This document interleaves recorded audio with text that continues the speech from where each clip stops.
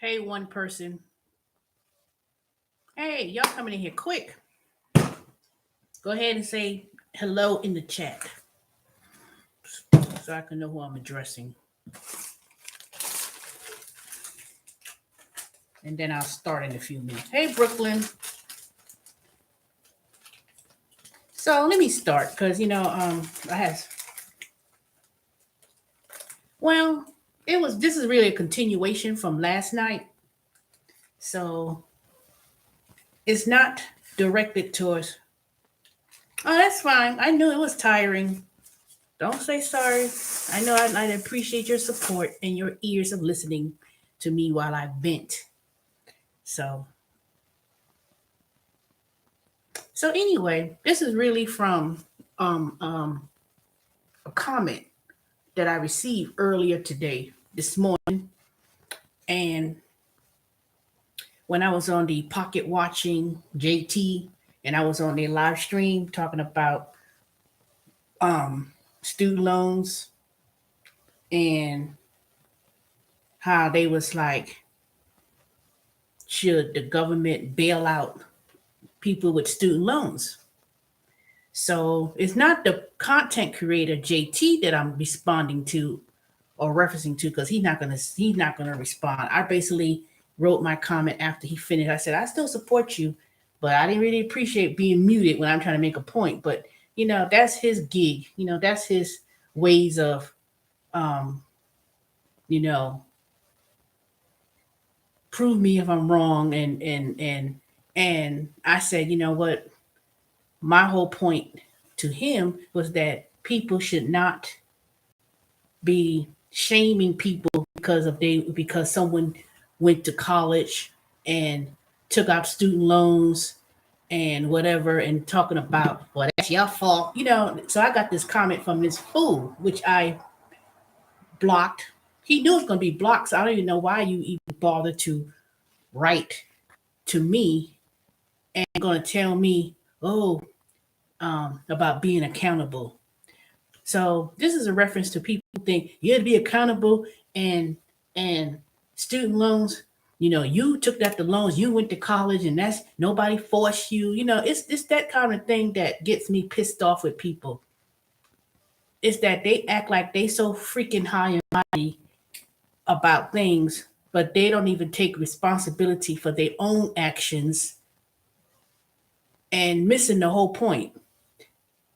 Ain't nobody asking nobody to don't about paying it. Then he wrote some. His message was um about mortgage, student loans. I said that's not even the same fucking thing because if you don't pay your mortgage, or if you don't pay your car note, or you don't pay your student loans for that matter, and it goes default, they'll simply put a lien on your asset, on your account, checking account, levy your wages, and go from there. Or you get foreclosed on the house. So these people, they always got this little high almighty attitude about people shouldn't get their student loans dismissed. Just because some people pay off their student loans, they feel that, well, I paid off all of my loans, and and because you don't have a student loan, why should you get, why should other people be bailed out of student loans? And my point that I was making was, if you had, if you have student loans, you make payments based on your budget or whatever the case may be, and how these universities and colleges and trade schools and all these organizations and companies, you know, they benefiting from you taking out these loans, and you want to go to school and you took every means to pay, to come up with money, get scholarships, that how the system is set up where you may not be able to get a free ride or get advantage to go to school for free. And people just dismiss the fact that, you know, Ain't nobody force you to go to school. People just they so quick to say someone didn't force you to go to school or take out no loans, etc., etc. It's not about someone didn't force you or why you have high student loan debts or whatever the case may be. So in this 2 years, they've passed $1 trillion bills, bailing out banks, bailing out Wall Street, bailing out the auto industry, bailing out foreign countries who had no kind of got debts, got loans from other countries. And matter of fact, the point that I made was, and last night, because it was a long check, but if I paid in my lifetime from the time you start working and from the time you get to retirement age to retire, you paid into Social Security, you paid your taxes, millions of dollars that people pay into. And if the government was to give out these loans, student loans, after you exhausted from getting Pell Grants and getting scholarships or whatever it means, and they says, well, and you go to college and you stand on that line, they want their money right then and there. How you going to pay your tuition in your room and board? Well, then here then they sit there in the financial aid office. Okay, well, you could take out a student loan. They was pushing people to take student loans, and they say, well, ain't nobody forced you to take student loans. You either have a choice. You either say, nope, I don't. If you're going to take out loans, then you don't, and you graduated from high school, and you want to, and people say, well, there's other options. You could go to the army. I'm gonna get on that later. You either have a choice. One, and it's not about choosing a cheaper school. I don't know what the fuck these people coming from choosing. Oh, you can go to community college. You could go to 2-year school. Money is money and cost is cost, regardless if the affordability, regardless of the affordability. And you know what made me so mad? Black folks in particular, we push people even from the time. Now, my mother and parents, that I don't remember them always pushing about, oh, you need to go to college, but it was always ingrained that um, one needed to, you have to go to college in order to do, to get a job or get better. Every generation is different, and people say, well, you have to choose a major based on if you could get a job. See, that's the problem with black folks in particular. And I'm gonna say black folks. I'm not gonna speak on every black folks in particular. We have this thing in our mind that um, going to college, whether you went to college 20 years ago, whether you're going to college now. And the point I made to these dumbasses in the chat, or the person who wrote me, which I blocked, I could care less. He could write me a damn book. You don't have. He said we could discuss, but I know if we were to have a discussion, you would probably block me. No, we're not going to discuss nothing because I made myself very clear of the fact that it is don't. It's the point is do not place blame about it's so and so fault you got the high student loans. You know, it's why. See, why would you criticize, condemn people about it's their fault if they accumulated debt? When the fact of the matter is, this system is set up where um, you're not going to go to school for free. You're not going to go to school for free. And they would say, well, you can research and go to get scholarships. You can go to scholarship, get free. Yes. And I'm going to briefly mention about the tax implications. If you so happen to go to school, have scholarships, and it's a certain amount of scholarships that you receive, that is taxable income when you file your tax return. People don't know that, but I see. I'm not gonna go into about the taxes and stuff. Since I went on JT's show, people don't want to follow through what the implications are when it comes to getting any type of anything from the government. The purpose of government is to service the people, and the fact of the matter is that if they gave a product or started a product and sell it to people, that's the point I was making.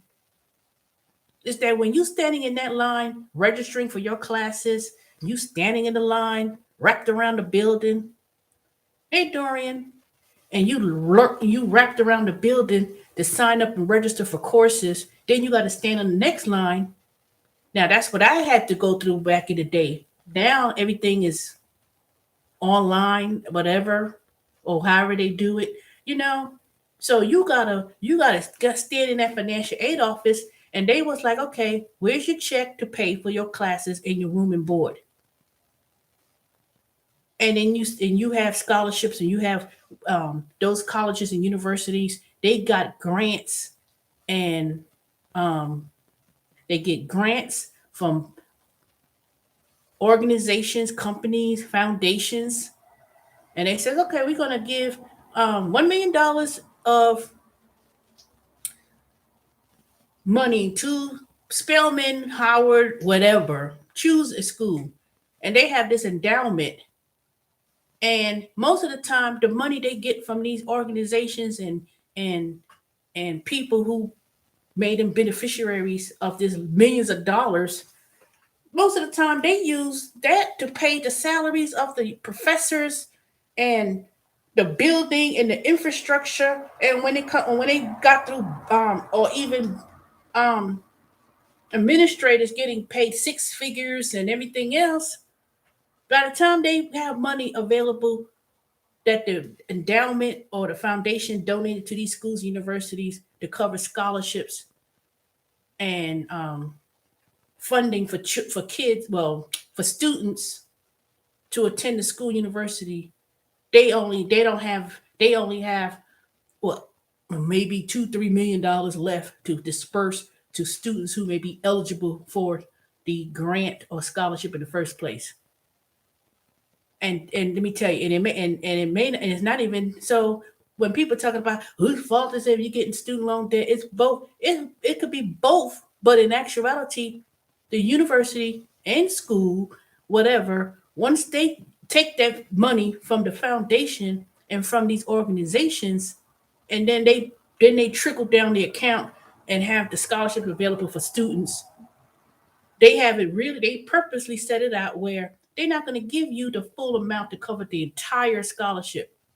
You may have to, yes, you may have to do more research, buying these different funds and programs and scholarships for someone to go to school or whatever the case may be.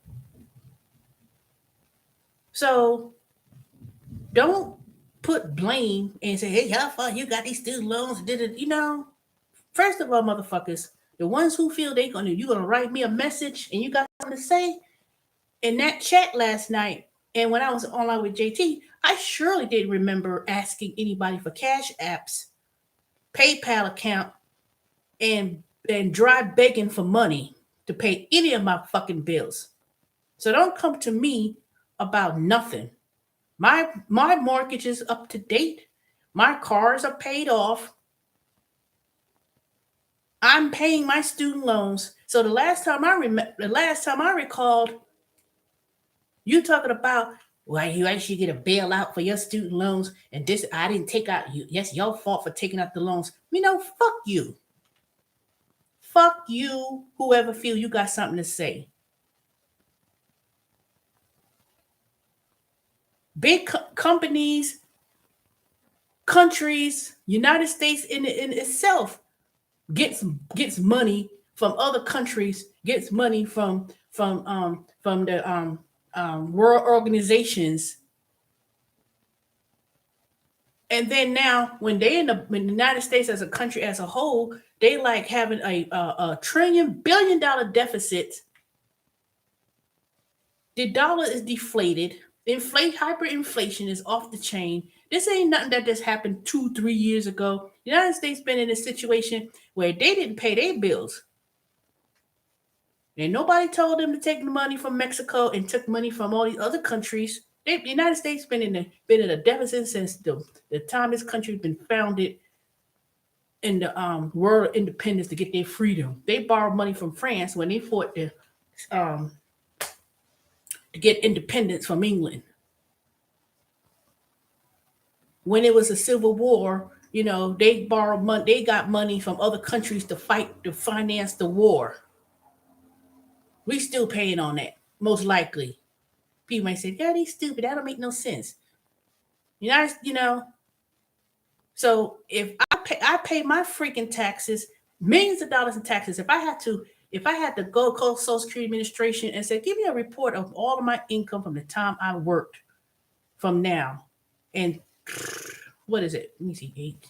What's no 16? No 16, 17. 40 something years of my working adult life. I've worked for probably 40 something years.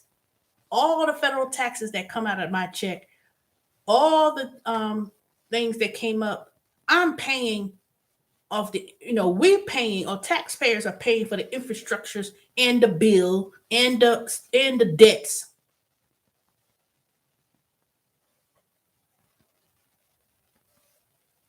And for those people thinking, oh, you could choose um a major that's going to pay out. That's not guaranteed. And we talking about, well, we going by statistics and the numbers. Fuck the numbers, because when you black in America, black man, black woman, and your chances of the statistics that one likes to claim doesn't guarantee you nothing.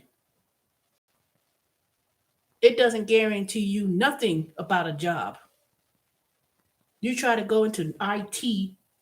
Why is it why if it's so lucrative, as people like to say, and it's not. I speak to a lot of people in the industry and in IT, and I'm not, and how how what you have to go. It's a lot to go through to get a position in IT. Just because you have a degree in computer science or IT, or I'm learning to do web design, web development, and everything else.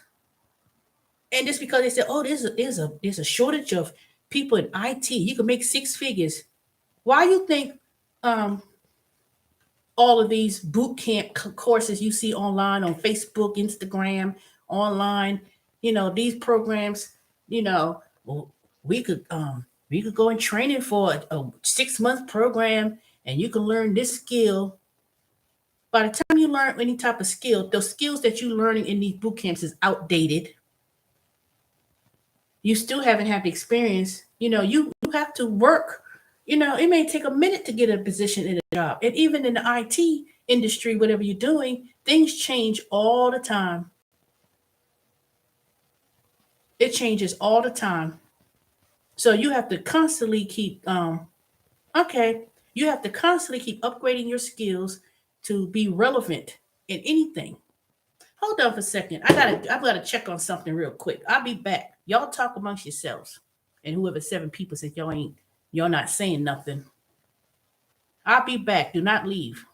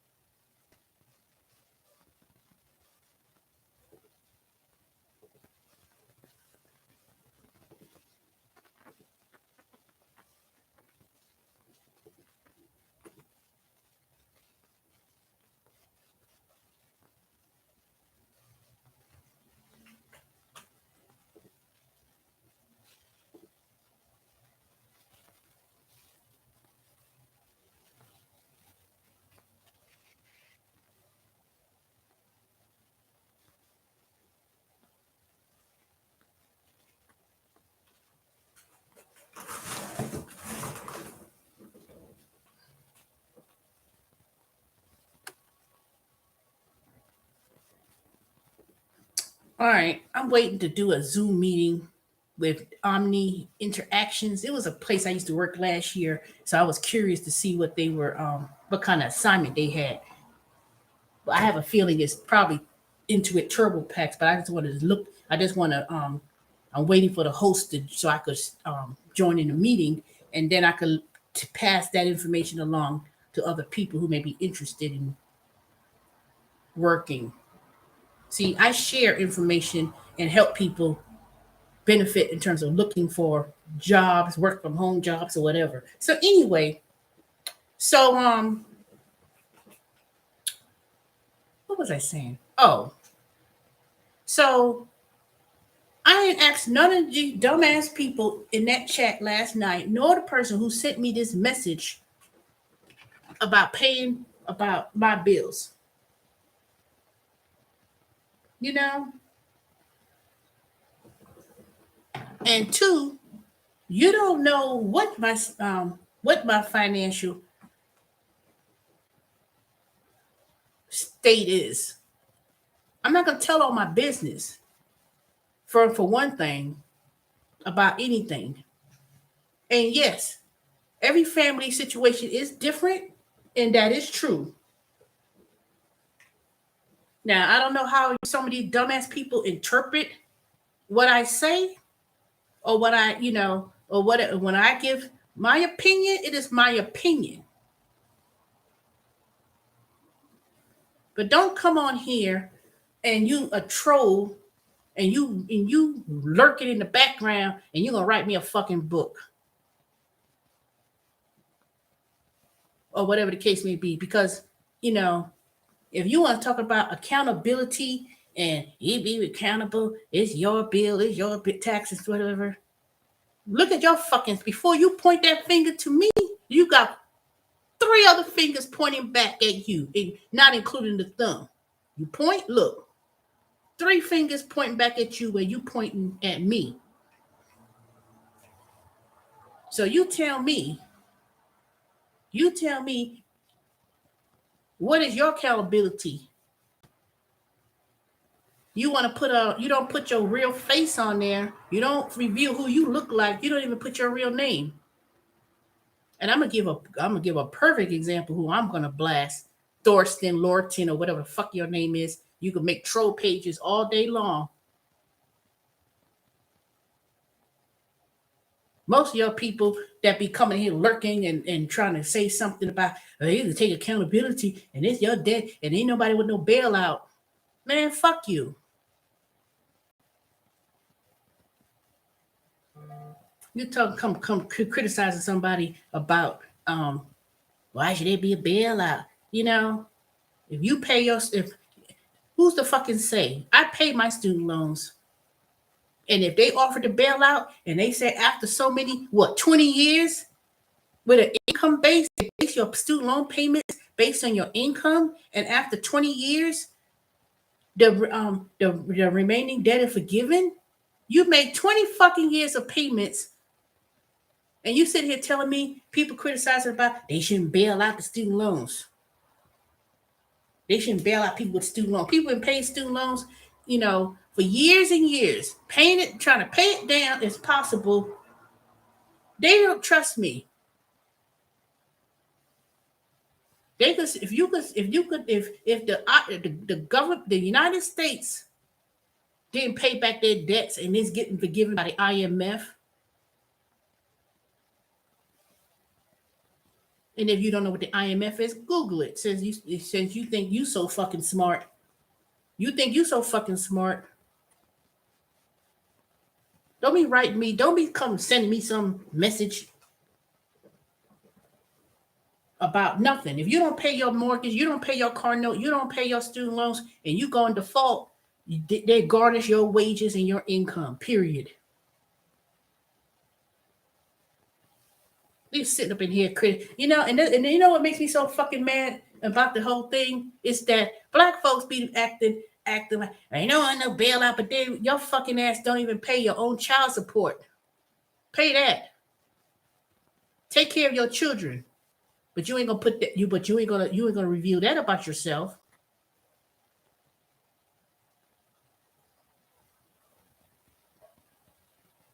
And I'm not changing my stance about people who have received who hasn't paid rent for 2 years, 18 months, but you getting um stimmy money,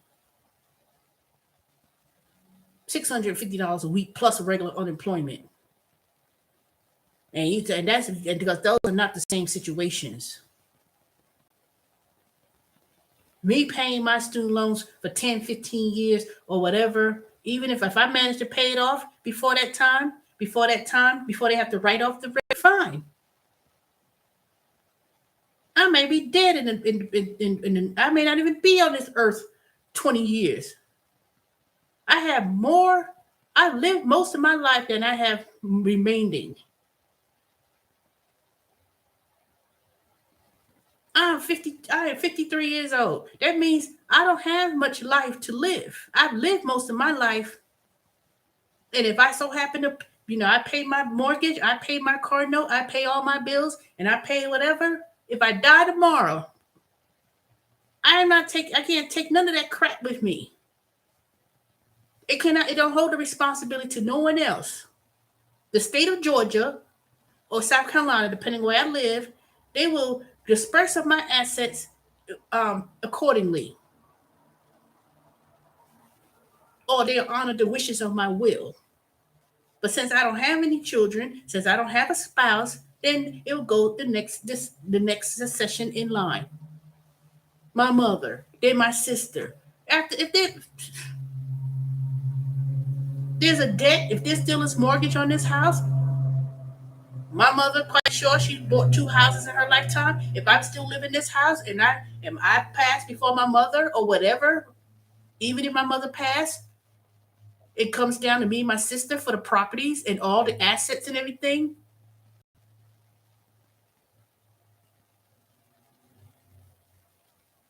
But don't sit up in here and try to criticize about people about what they pay. You don't fucking know what I could pay. I pay my bills. So don't write me a fucking note about a goddamn thing. Because the last time I checked, I don't have nobody. You don't see no super chats and cash apps flashing on my screen. And how dare you come to me about accountability? What about, are you accountable for your actions? Let's worry about that. Worry about your fucking finances and your paying your bills. Because I paid my bills.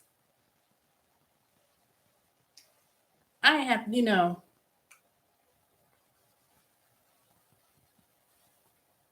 I don't sit up in here getting in chat talking about no way they should no one force you to go to college and take out no student loans. You don't know the fuck I went to college or whatever.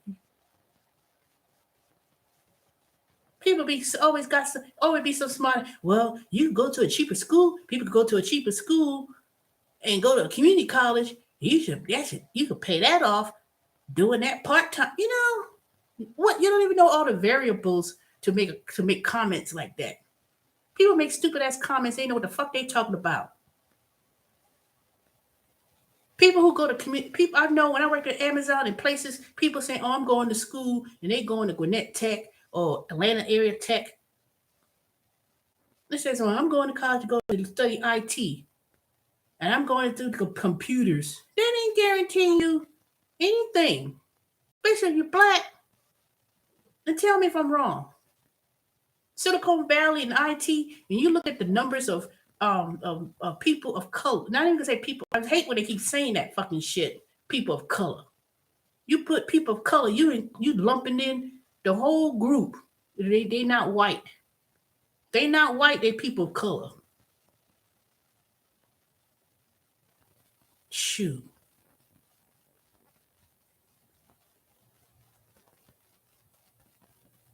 Asian, Indian, black folks, whether you come from the Caribbean, whether you come from the African continent, African American, or born in the United States or whatever, Asian, Native American, those are people of color.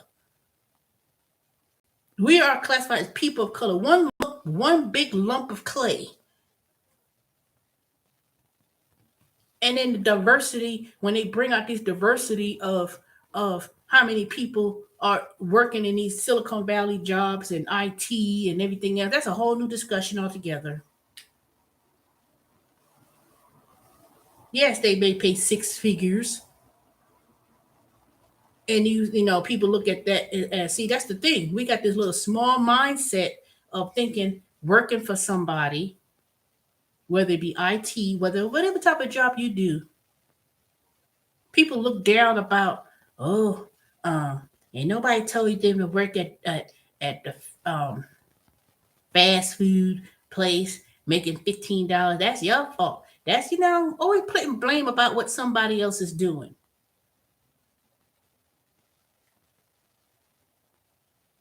And then these fake ass people on this YouTube, acting uh, um like they balling, but you ain't got a fucking pot to piss in, and you sit up here lurching and living off of somebody's couch. And they ain't gonna come over here talking about making some. Ain't no one tell you to do that. Ain't no one said that, why should they get bailed out or whatever on the student loans or whatever. People pay their student loans, they pay taxes. Now, what people who need to be accountable for, if you're not even contributing to the society by living up on Section 8 housing, living up there, you walk around, you got these fake designer bags that's not even real. You pay $300-400 for a fake bag, spending money on all kind of nonsense, and then you able-bodied. You 20 something year old, 30 something year old, 40 something of this living on the system, and you getting paid more than what I probably make in a month. And then you putting and taking advantage of other people by living up in their house and destroying their property. Ratchet. That is not the same thing. Because number one, and overall as a whole, small business owners or small real estate investors who may have a couple little houses here and there to get that little bit of cash flow, and then they sitting up there, you sit up in here you got the regular stimulus check, and you getting the 600. Then people got $650 per week, not per month, per week in unemployment, and they ain't paid not one nickel or dime. Now, who's irresponsible for that? You living in somebody's property, then you leave and then you destroy it, and then you want somebody else to they expect me as a homeowner that if I put my house for rental, I'm obligated or subject to accept Section 8 housing. Man, fuck you. That's why I would never put my house up for rent. And if I decide to keep this house and move somewhere else and rent, I'm not taking fucking Section 8 housing. And they may be saying, well, you against the federal, because there is a federal regulations that private homeowners have to open up their home. If they rent, they have to also accept Section 8 housing. People are like, and then some of these people so damn fucking stupid. Well, that's guaranteed income. One thing I know, I break down my numbers. I said the government set the rate to what the rent would be. They set the amount that the person pays, and they pay the difference. Why the hell do I want to go through that headache doing that? Everything is a fucking scam when it comes to when they try to when they offer assistance and programs such as that. They only gonna give you they're not even gonna give you the same market value to rent this house. This another house right on my subdivision that I saw online on Facebook Marketplace. I said, I know that house. That house right there at the corner. And they had the pictures inside. They rent for that, and it was a little bit smaller than mine, but it was upgraded. They painted it. And they wanted about $2,300 per month in rent. Now, some people may say, well, that's a lot, but you got a whole house with 2-door garage, big ass yard, and everything else. But if that person was to put it up on Section 8, they gonna dictate what they want the rent to be, and it ain't gonna come out for you nowhere well. Now, some people may disagree. That ain't true. That ain't true. You could buy properties in this such an area that's low where the mortgage is $600, and then you could do or whatever. Run the fucking numbers. But I'm being realistic. It don't work like that. And people may say, well, I'm a real estate investor. They may, first of all, these small little real estate investors who've been taking advantage, trying to make money or whatever, be hurting their people within their own communities.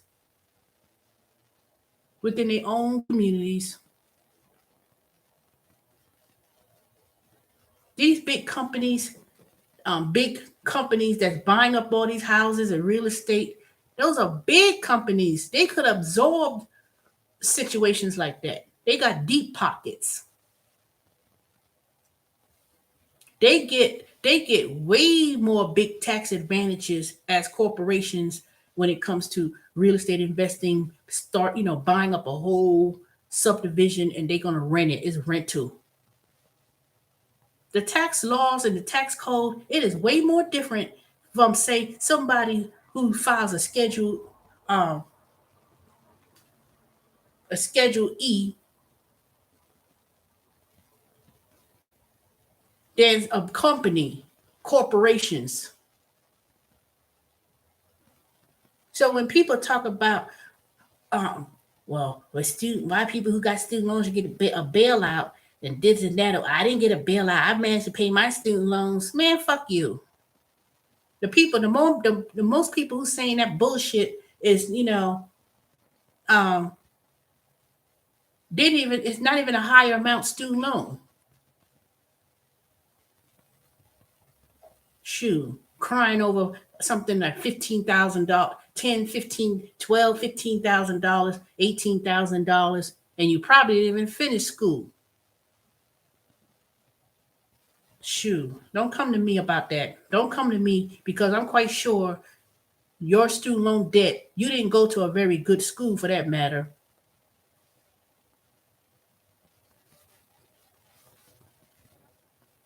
And then you can't, and then you break it down from every different ethnic groups and races.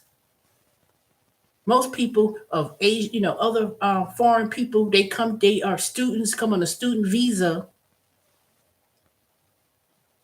and they may go to a college, and they're from another country, and they come here for their education, whether they go to the United States, whether they go to England, or wherever they go. First of all, they don't even get student loans, because it's only a student loans. Federal student loans is only for if you live in the United States.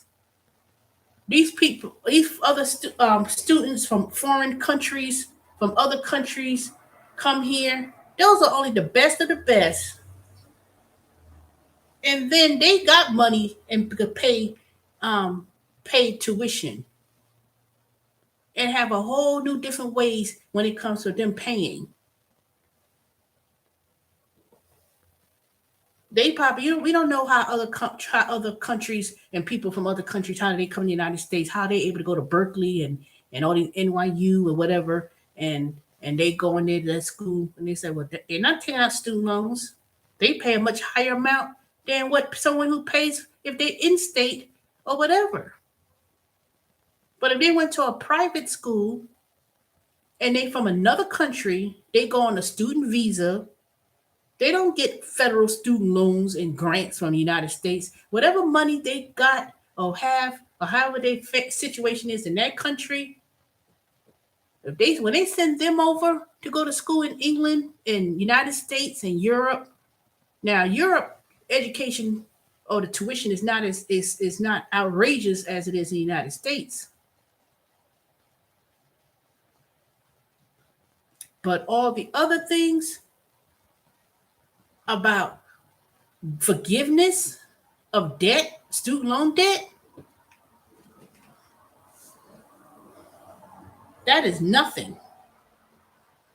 That is nothing compared to the bailouts that these big companies, Wall Street, the auto companies, but yet the CEOs and all these executives still getting paid their six-figure salaries, if not millions. They took out loans just the same. Nobody forced them to take out loans, but they pass it on to consumers when it comes to buying a house, when it comes to buying a car. Nobody addresses that. My taxes, my tax money, in all my years of living, paid millions of dollars of taxes. And that's federal. Think about the state taxes that I've paid, that people pay. I paid 10 years of student loans and 15 years of student loans. And then when they mention about, oh, they can forgive the student loan debt. And then people talk about, well, that's not fair. Why should they? You gonna write me a fucking book. Did you show your face to me? Show your face. And tell me you gave back the money of the stimulus check. That so if there's a stimulus, people get these stimulus checks, people couldn't refuse it. They could actually notify the IRS, Department of Treasury, and refuse and say, nope, I don't want the stimulus check. But you open-handedly accepted it. You ain't had nothing to fucking say then. You're self-righteous. Oh, you responsible. You took out the debt. You supposed, shit,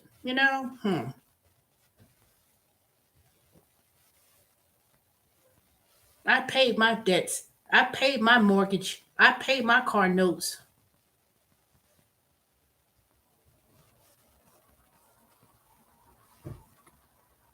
And I paid all my life of the bills and the taxes and everything else. So don't come to me. Don't come on here shaming people about something. And I'm not talking. And people say, "Well, you doing it? You shame people when you talk about people who don't pay their rent and 18 months and this and that." Yeah, but if you got all that money stacked up, every month, and you getting $3,500 for each child and everything else. You telling me you couldn't pay your rent? You couldn't pay your essentials? And then you got the nerve talking about cancel the debt. That is not the same movement. That ain't the same thing. I mean, just crazy.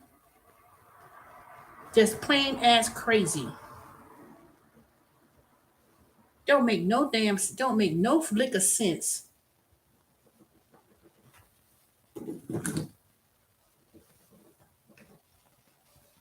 I'm not gonna wait and see if the government gonna forgive the debt. I'm not gonna wait and see whatever is gonna happen. If it happens, it happens. If it don't, it don't. But the fact of the matter is this: I'm surely a person who paid taxes. I'm sure a person who had put in all of my time.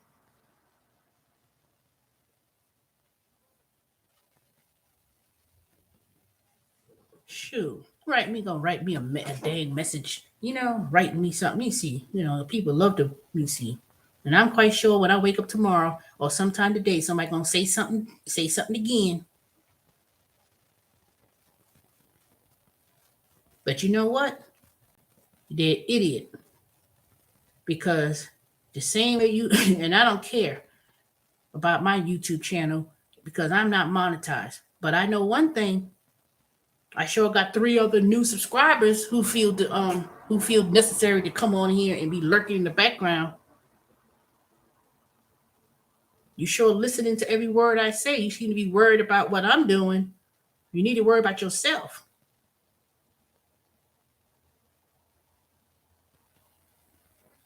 Shoot. When the hell you gonna pay your child support? And when the hell ain't nobody force you when you sit up in here having three baby daddies, and then you expect somebody to, you expect some assistance. Then I'm talking for women on this end, because some of y'all probably got something to say too.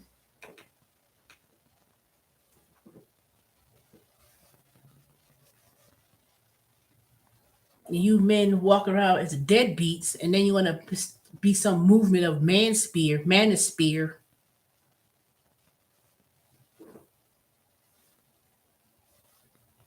talking down to women, and particularly black women, and then talking crap. Ain't nobody force you to be with that woman that you've been with, and then gonna walk around here all evil and mean, talking about women.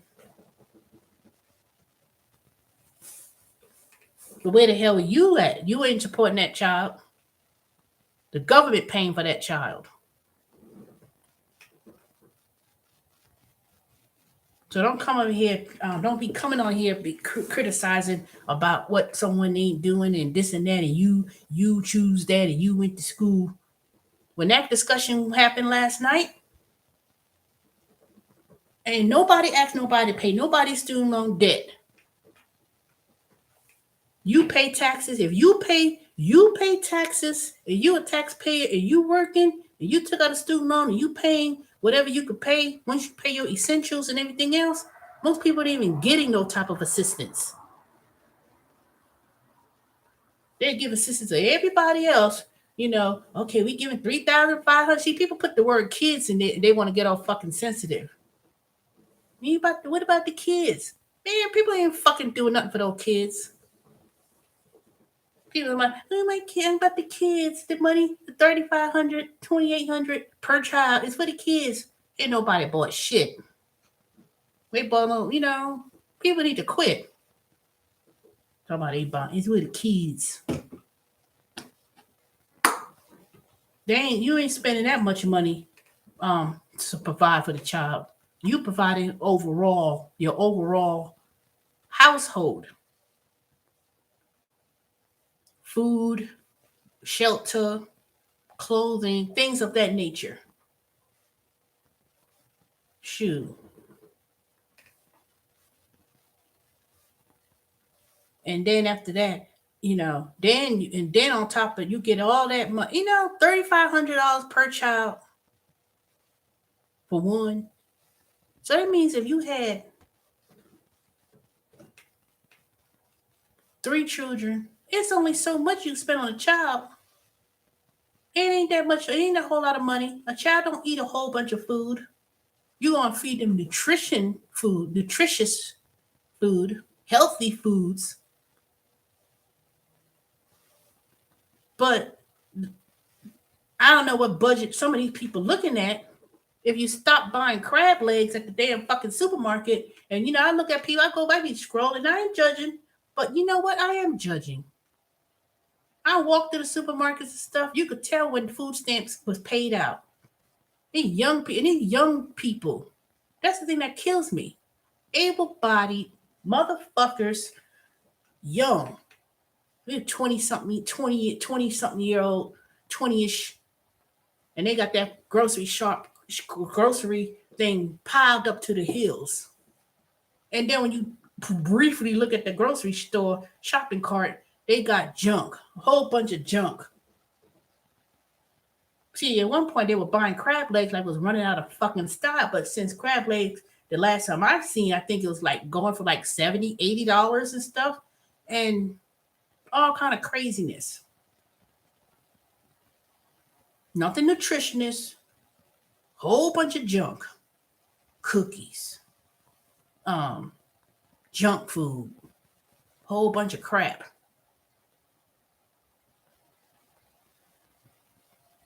But they got you could tell they on that, they got that damn food stamps and stuff.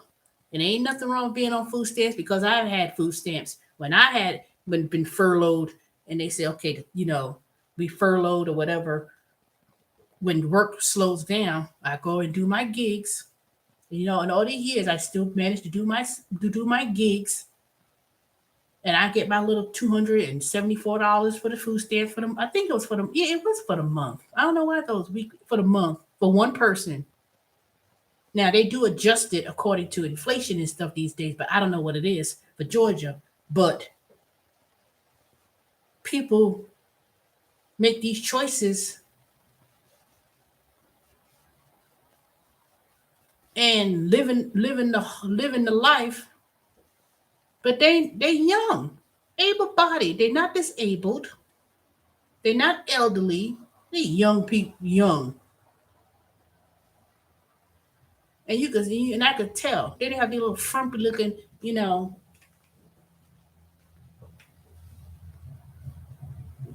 Let me say this, because I know I'm gonna get it for sure for making this comment, but I'm gonna make it anyway, because if I didn't, this wouldn't be Let's Talk About It with Lady T channel. But you see these black dudes with these frumpy ass Karens, and they just I see that more and more in Georgia. I'm not against interracial dating and couples. You choose who you choose, you love who you love, but they be walking around with these frumpy ass white women, be in the supermarket, and then I look at the kids. You could tell they mixed. People think I'm mixed, but I'm not.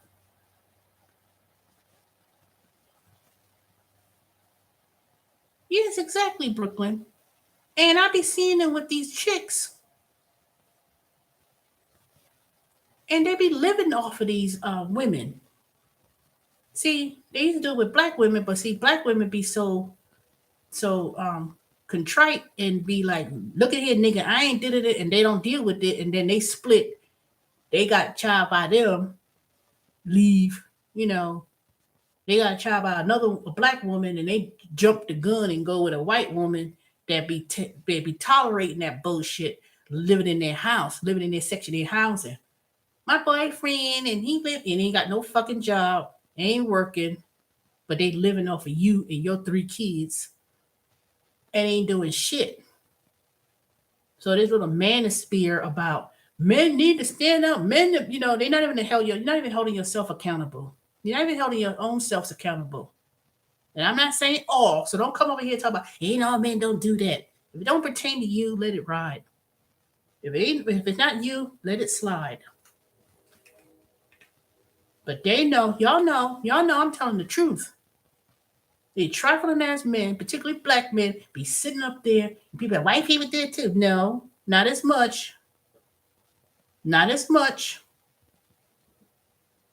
They be sitting up in here just fiending off of women. See, black women, they was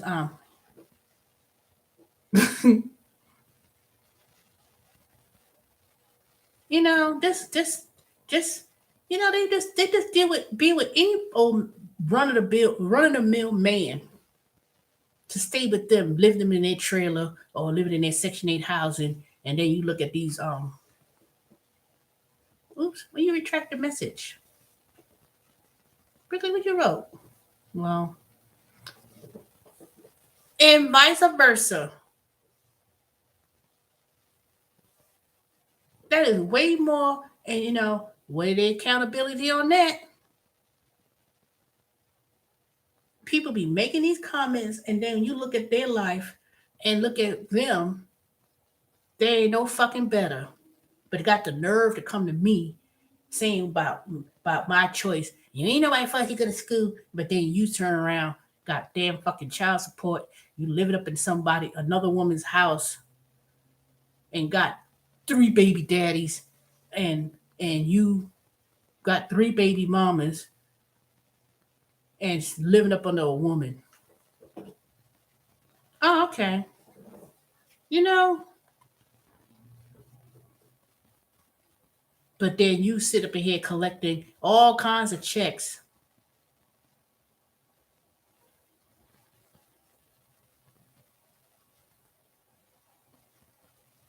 I don't know. Maybe that may well. Hmm,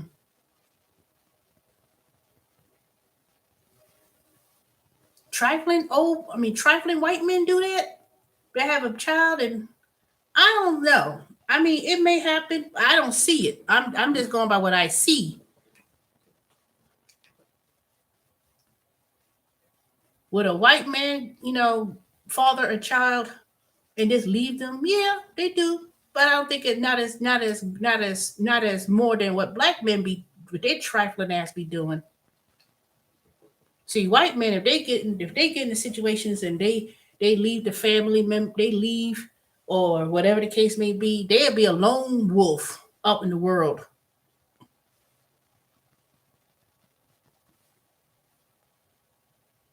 Well, it may be rare than some white men. If they leave their family and they got kids and they will go off and run off, they be either they usually just be alone in the streets and that's it. I don't know. They might find somebody who will take them in and stuff, but and they want to lay around the house and do nothing. That's true. But I'm speaking on my experience and what I be observing out and about. Everybody do it to each other. You don't see Asian people do that mess. You don't see Indian people doing that crap. But there'll be, there might be a few white men. But see, let me tell you why. Let me tell you why I say what I said. When you used to watch the Jerry Springer show and the Maury Povich show, and they used to have these people on there. Who the baby daddy? And it would be a white man be on there. They be devastated.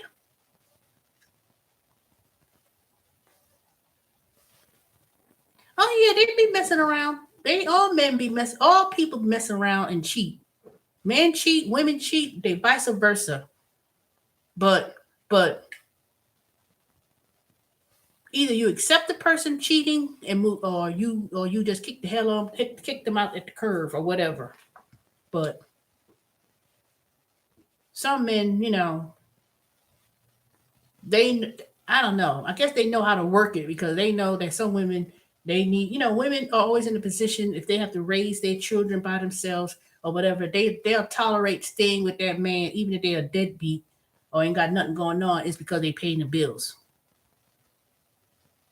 But if they could do it them or they're subject to that just because of that. Other than that,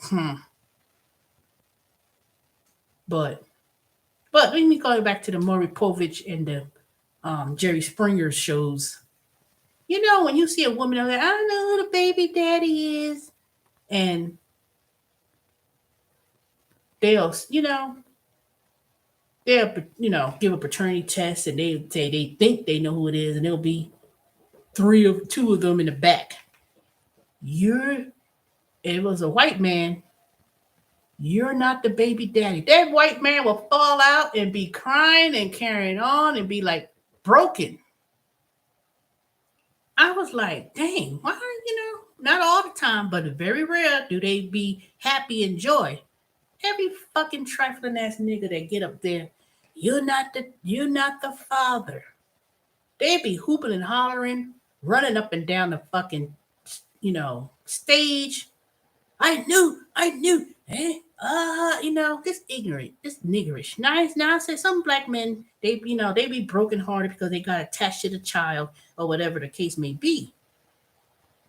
But these little hood rat niggas, and I'm talking about the hood rats ones be acting a fool.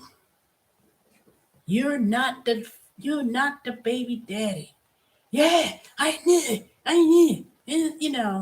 And then if they are confirmed that they're the baby daddy, you know, they don't do shit. So all these people from these manosphere popping up talking bunch of crap, like they so fucking mean spirited against women, talking stupid stuff and acting like, that they were so doing things. No, nope, nope. Oh, my mom was no better. She would abuse the system and lie about everything. And when I got older, I could fix all the lies. Yep, people do that all the time. People do that all the time. They use their children social security number. The child is 2, and they get a social security card. They applying for credit, getting furniture and all kind of crap when they trying to get stuff. And then when the child gets 18, they was like, "You owe debt." And I was like, "How? You had a car and because the parent be using the child identity theft. All people do all crazy stuff. But I know one thing. But my whole point that I'm making about telling that stories and all these other stories, it goes right back to the fact that people gonna be looking at people about blaming them for going to school and because you want to educate yourself and you may have to take out a student loan if you want to go to just a state school or incur debt and you trying to pay what you can as much as you can. And then when somebody mentioned about for the government eat the debt, they should eat it. They should take it.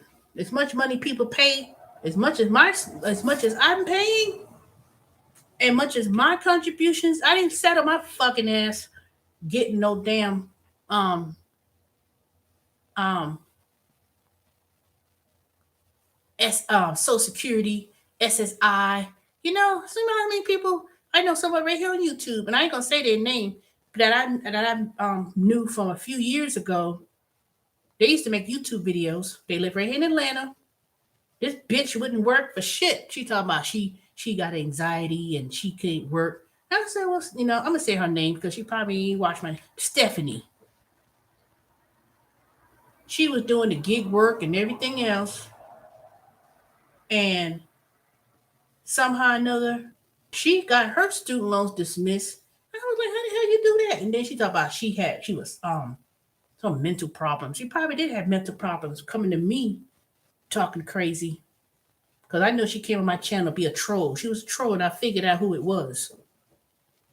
And she talked about she can't work. I was like, why? What happened? What's wrong? There was nothing wrong with her. Nothing. Not a damn thing. Other than being fucking trifling. And people be scamming the system too. Because I don't know how the hell you're supposed to prove mental instability. But somehow or another, she ended up getting it, got the student loans dismissed, getting SSI. I was like, how you? And as I was talking to her about her background, she didn't come from no situation where she suffered any time. She wasn't in the military. She wasn't in no, any situations and PTSD. I don't know. I'm not a doctor or diagnosis, but you'd be amazed how some people could manipulate that. If I wanted to do it, trust me, I probably would have done it too. Yeah, I'm going crazy. I've gone to counseling and things of that nature. But shoot, maybe me being as angry as I am every time somebody come to me about some stupid shit makes me so fucking mad, you know. But that don't constitute for me to be like, um, something wrong with me mentally. I can't work. I can't I can't do this and be plain. People be faking these little fakenesses. Be fake, fake, fake. I mean, I don't know. I don't know. Somebody gonna write me. Well, you can't judge the people who say they mentally ill. No, I don't understand how you 20 something, 30 something years old and you ain't suffer no kind of. I don't see nobody suffer no type of trauma. Some people you could legitimately they have trauma. They have drama, trauma. I think there's a difference between drama and trauma. Trauma and drama. Some people strive on being dramatic, but some people actually suffer from traumatic incidents and stuff.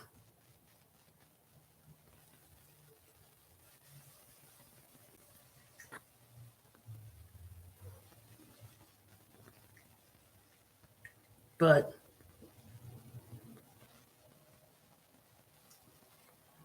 yeah, you still have to keep it moving. People suffer from PTSD because trauma happened in their life, whether it's a death. But some people just don't know how to grieve. That's why with counseling, some people don't know how to grieve, and they suffer from PTSD, and they don't go for the Social Security disability. They keep doing what they need to do, but don't let that state keep you there. That's all I know. Don't let it keep you there.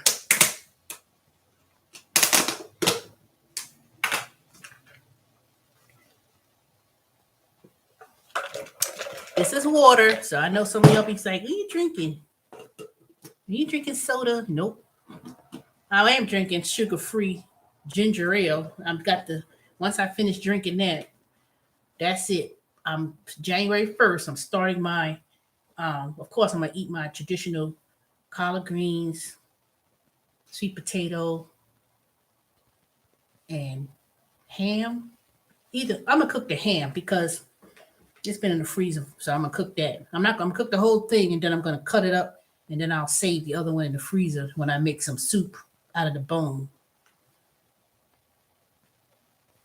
But you know, it's just amazing that people, these millions and millions of people got millions, trillions of dollars of student loan debt, federal debts, paying, and at a stroke of an executive pen, it could be give some sort of relief, especially if you're working as a taxpayer and you working and working to pay it off, where you have other groups of people who just getting all this, way beyond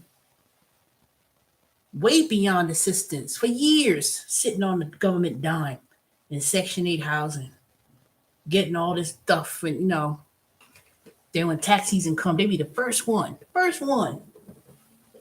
They be the first one, just ready to file some tax returns, because they ain't because they do a refund from the taxes they paid. It's because they just looking for that earned income tax credit and the child tax credit and all those other things,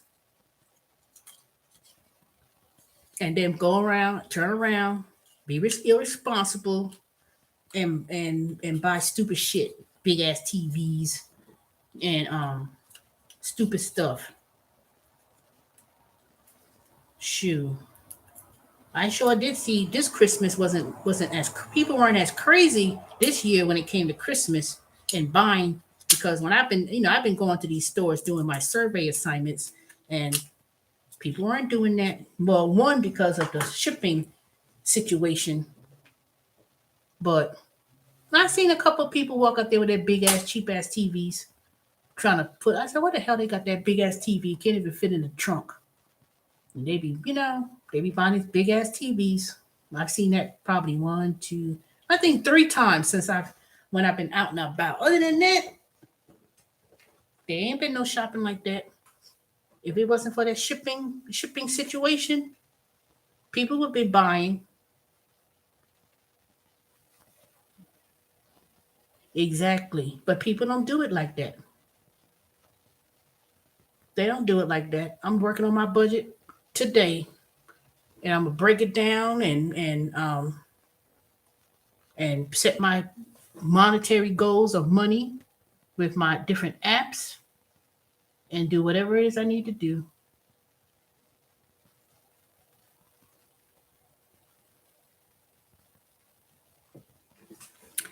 I was supposed to be in this damn Zoom meeting, but they didn't let me in. I don't know what the hell happened. Hold on. See what the hell this is about.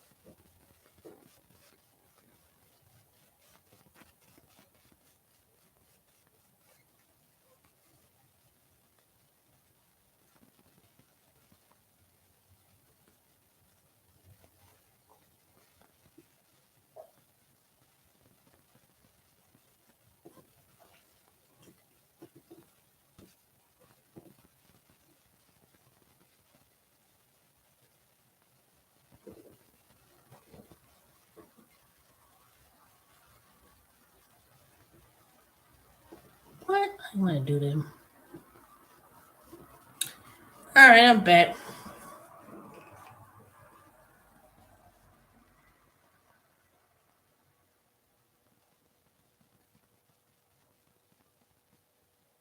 Well, I don't know, but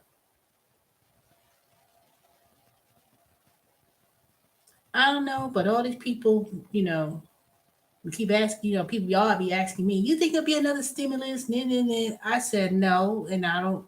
And if there is, the economy will have to be will be way worse. I don't want it to be another stimulus if it comes around. I don't,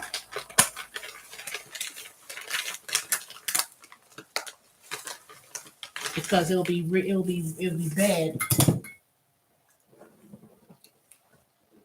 in a whole in general.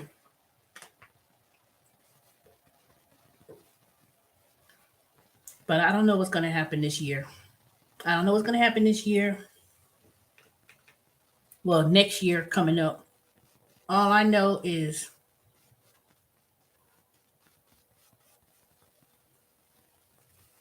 yeah, it'll be way more expensive, and then jobs may not be as available as it is.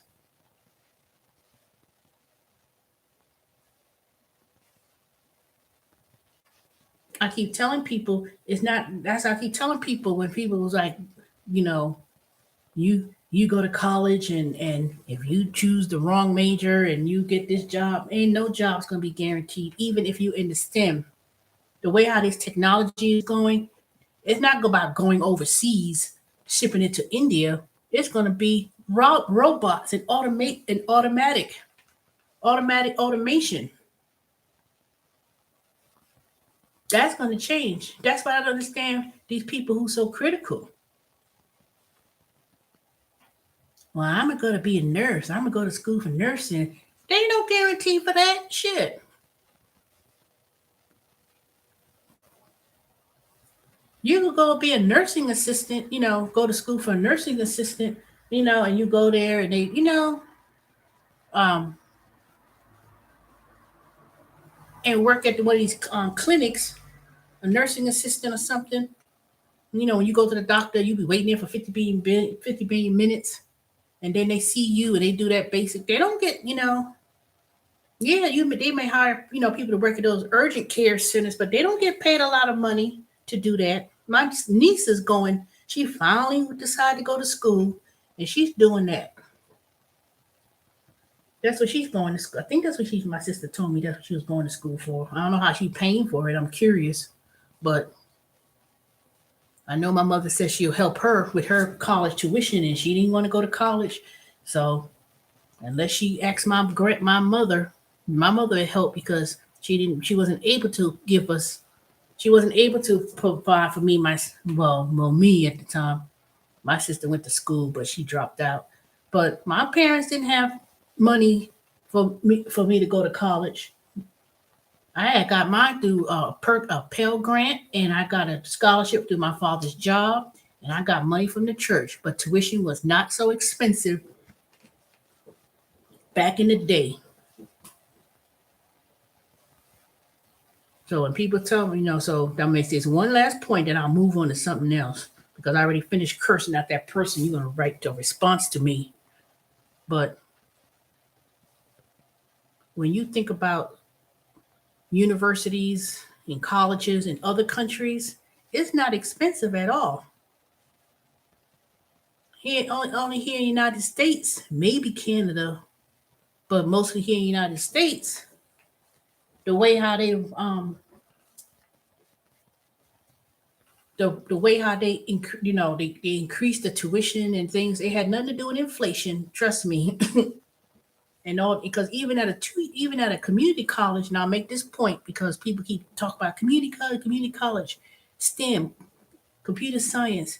Even when I was trying to go and look at community colleges to take some of these computer courses and stuff, and they weren't even a degree. They wanted a lot of money. I was like, what? 15,000 plus dollars to go to a school that's not even a degree? Even then, those programs were expensive at Gwinnett Technical College. And some of these um community, I mean, you could take classes at Emory, and you could take some courses if you want to like kind of learn certain things. It's not a degree. Those things, those programs, it'll be like, oh, it's 8 weeks. Maybe one is $8,000 and stuff. And people say, well, that's nothing. And some people, that ain't nothing. You can pay that working a part-time job. Nope, they want their money on the spot, right then and there. If you sign up, um, you pay right then and there. Ain't no payment plan, and ain't no student aid, and ain't no, when you take those enrichment programs and things like that. They don't even understand or try to listen to what people are telling them. You gotta have to come with the money right then and there. So if I wanted to take a course at Emory to learn um, artificial intelligence or whatever, I would have to forego it and say, okay, I'm gonna do it next year and save up the money, put it aside if I wanted to pay for it, for me to pay for it up front. Because they don't have no payment plans on a lot of those programs like that. And I'm talking about just taking courses at a community college or whatever. And these little trade schools and stuff, they just as expensive. It may not be expensive compared to tuition for college, but it is only so many people that could be in the program for one thing. So people don't realize the hell what they be talking about when they telling people, oh, you got a choice and this and that. Trust and believe. I've looked into it in these few years. I've looked into it.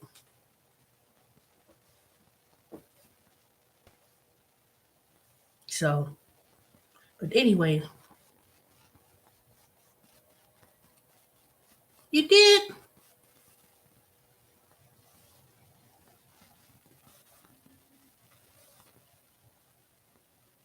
Well, that's good of you. I wouldn't say I'll be doing that. I'm like, nope. I'll get my I'll keep mine in the savings and I'll put mine in checking and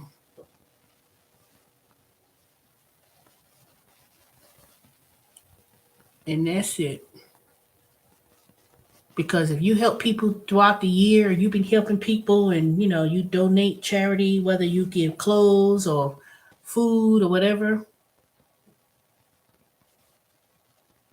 charity begins at home first, what they say. But I ain't say be selfish, but but if you're able to do so and you could do it, it ain't no problem. But if you can't do it,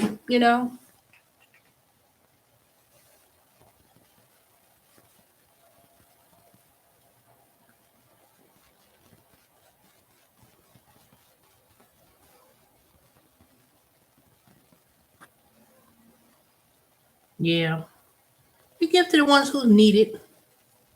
You give to the ones who are in need, not the ones who be, lurking and just taking advantage and stuff.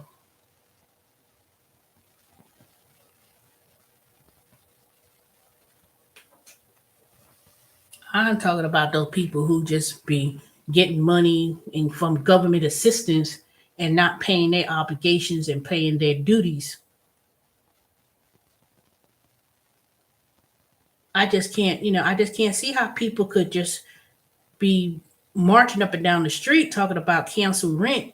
And most people who are in that situation about um, rent are small business owners or small investors. The people who these big companies who get money from the government and they getting government assistance and they getting billions and billions of dollars. Trust me. See, that's why when people have section, that's why when they open up these big apartment complexes, like when they built up these apartments here in Atlanta, They moved Carver Homes, Perry Homes, and they tore that crap down for the Olympics '96. I remember I moved to Atlanta in '96, but prior to that, I used to visit. They had these Perry Homes, Carver Homes downtown, and I remember it's where Atlantic Station is. If anyone is from Atlanta, that used to be Perry Homes. Carver Homes were near Grant Park. So all these new things you see now, those used to be the projects. And I remember driving, you drive on 75, you used to see the old, wait, see where people get money. Exactly. And they tore those complex, those buildings down. They built up those brand new $1 million penthouses, condos, and everything else around those places. Those used to be um, the projects in Atlanta. And then they moved all those people out into the suburbs, and they would give those companies so much money. It was like so many people they had. It was so many residents or apartments would be set aside for people who could get Section 8. And when I say few, it wasn't like a whole lot of. It wasn't like a whole lot of um, people they were going to accept. So they would allocate so many apartments to get Section 8. And let me tell you the reason why I know they were Section 8, because when I went to Target at Atlantic Station a couple of weeks ago to do my survey assignments, I had to go to Target. And I looked across, so I'm looking across the street. I would think to myself, man, I should sell my house or rent it and move over here and move in some of these apartments. And I said, it can't be that big. So I'm looking out. I see on the balcony, this person was standing out the balcony. See, some people to here they live in public houses, they can't work.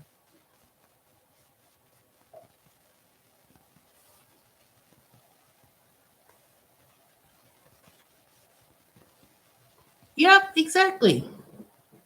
So I looked across the street. Now I can't say, oh, how you know they got Section 8 housing. I looked across the street. I'm looking at the balcony, and I was like, you could tell it was like out of place in terms of how they get to live there. And they just like had like Section 8, because those apartments were not that big. And you could just tell that they was just home all day, they didn't have to work, they get that little Section 8. You could just tell that they were Section 8, that there was a Section 8. And they would stay there till whenever. But they would live there just like that fucking ass Timothy Blaine. He live in that Section 8 housing. His stupid ass. He live in Section 8. You've been in prison, meth, all this stuff, and get me on YouTube all fucking day. And when you mention anything about his Social Security, he goes berserk. But he gonna come on YouTube with the B sector talking shit about Jay Wilson and everything else. He go and criticize people about having a house. He be criticizing people about you motherfucker, you got all that education, you went to school, and he be criticizing if you went to school and got an education or you have a house. This dumbass living in Section 8 housing in San Francisco with that raggedy ass dog, Squeenie. And all he do is sit there all fucking day making videos talking about Jay Wilson particularly. And then the thing about it, I was like, man, could you get I don't too much care for Jay Wilson either, but I could tolerate him way more better than that damn Timothy Blaine, because I've been on live stream when he was on there, and I'll be on there with the whoever channel he was on, and I was saying, why are you so worried about people who went to school and got an education and what kind of job they're doing, and saying, he got all these degrees and he doing Uber and he doing this. You don't know what the hell anybody do. That's what made me mad. That these people who ain't got a lick of nothing talking about people who went to college and trying to be shaming about going to school. And then when someone mentioned about um, the economy of student loans and you know they want to live free, rent free, get all kind of assistance, living under the taxpayer's dime. But then you got the nerve to open your mouth about somebody going to school and making them seem like they stupid because they've got student loans and have degrees and criticize. That's what I can't stand. Don't fucking criticize nobody because you don't know nothing about me. You know somebody else did said that a couple years ago. How's the MBA degree working out for you?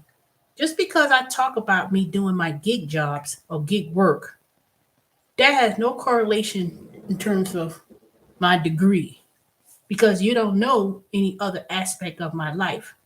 I only tell people what I want you to know, but you don't know. You do not know. A lot of people do these gig jobs and stuff. They may, even if they have a PhD or MBA or whatever, or working at Amazon or whatever, they may be doing it to make extra money. They may doing that so they could take that money and use and invest. They may want to make extra money for investments, but they so fucking work. They so little absent-minded, thinking that you went to college and you doing that, trying to shame somebody on what they doing. When you get on YouTube and people get on YouTube and they talk about things, they're not telling you. You don't know everything about me. You don't know anything about anybody else.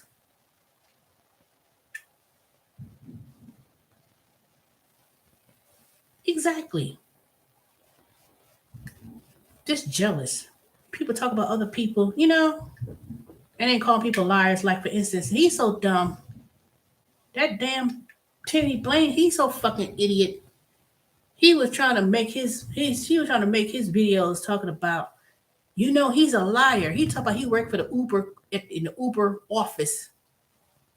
Man, I said, what the hell they talking about? So hey Vicky, and then I said, let me go and see what Jay Wilson's talking about. Jay Wilson was being facetious about working for the Uber office. He was being facetious. These dumb people in the damn Timothy Blaine chat talking about, I looked it up in San Antonio. There is no Uber office. They don't have that, this and that. I was like, y'all really believe that? Y'all believe that story? Don't you know he was being facetious? I went back and looked at the video. I said, Jay Wilson being facetious. He's not even, you know, he being facetious. He's not gonna tell all his business about what kind of job he have. Just because he may do Uber, driving people, whatever, to make extra money. That don't mean he didn't have no job. People are just speculating, just making speculations about what somebody's doing. You know, there's a whole lot of things that I've been doing through the years. And just because I come in here and I talk about my gig work experience, my gig deliveries and my, doing pizza deliveries, y'all don't know what other type of job I have. That's why Jay Wilson did that, because he knows that people would dox him. Yeah, exactly. And Jay Wilson, that's not even his name. That's not even his real name. His name is James Wilcox. And trust me, if he was doing Uber and things like that on the side, he worked somewhere, but he ain't gonna tell nobody. You're not gonna tell somebody what their real job is. But that dumb people in the chat with Timothy Blaine and his dumbass, he just, made a whole big commentary. He a liar. He said he worked at the corporate office at Uber. Man, don't you read and see that he being facetious? He just, and I said that, I said he did not, but people just kept going, and just a whole bunch of crazy stuff, whole bunch of crazy things. That's why I was wondering about that beef sector Are those people for real, or were they just, you know, is it an act or is it a show? I don't know. I do not know. Just like I come on here.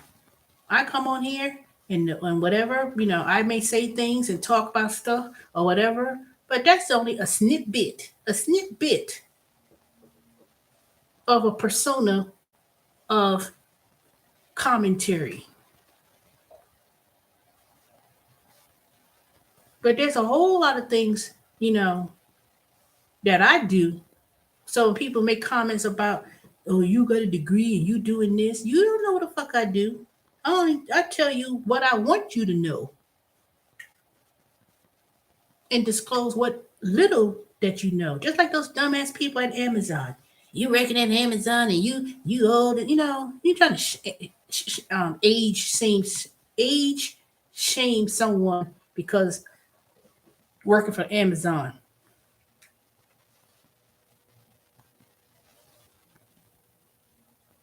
You know, if you so ashamed, that just shows who you are as a person. That you so ashamed that you can't do better, that you try to put somebody else down. I said, nigga, you work at Amazon just like me.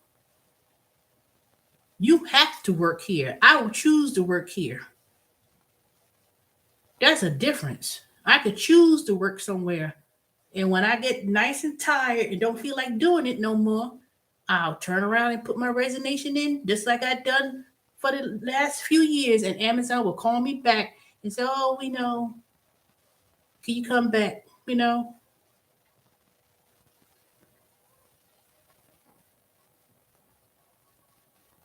I'm just sitting here because number one, I have time on my hands. Like right now, I haven't worked anything this week since last week. This week, I'm just sitting here resting because come next Tuesday, I go right on back to work. I go on back, do my little turn on my computer downstairs, do whatever I need to do,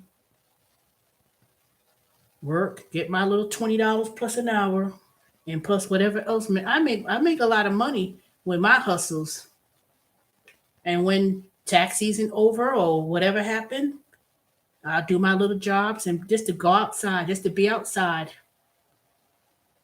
just to be outside, and that's it. That's why next year in 2021, I'm gonna do a whole lot of more traveling. God forbid I could do that without nothing major happening. Hopefully it doesn't happen, but I'm making the plans either February.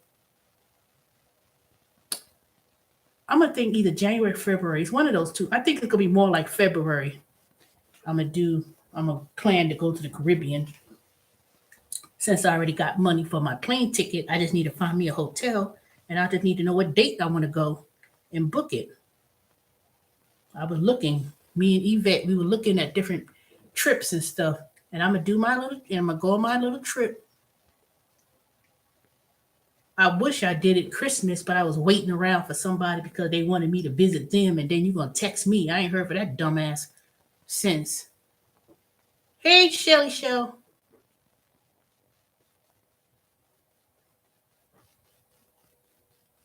I work for IBF. What's IBF? I know you told me something, but I work for IBF.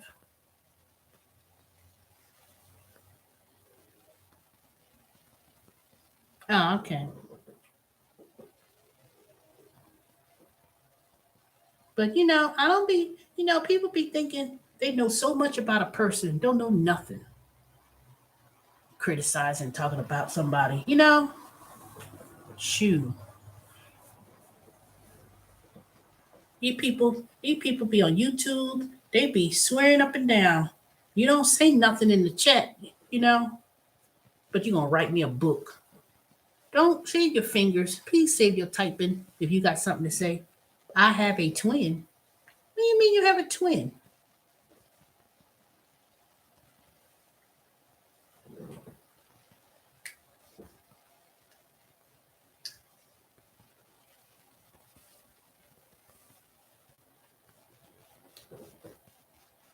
Who? You ain't got no twin. Shelly Show? You ain't got no twin. You would have been, I would have been knew that. Oh, you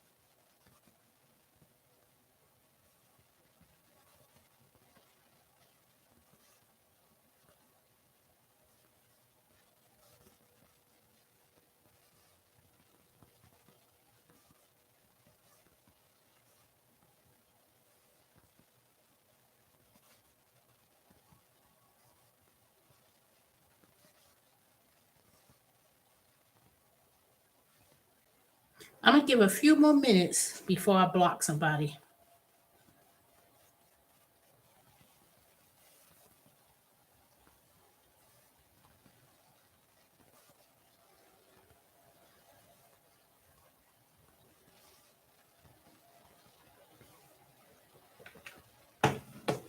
Let me scroll up and see something here. Mhm.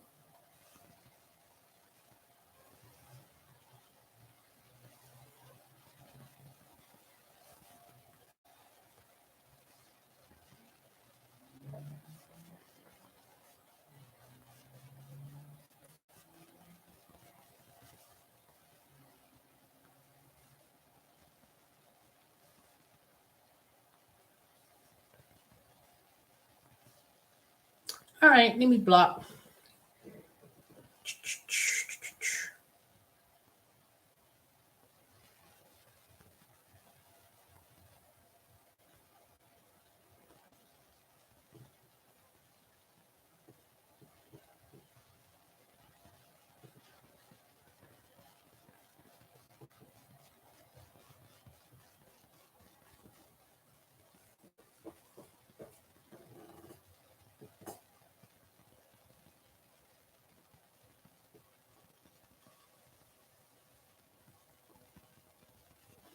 Yep, I had to set the timer for timeout.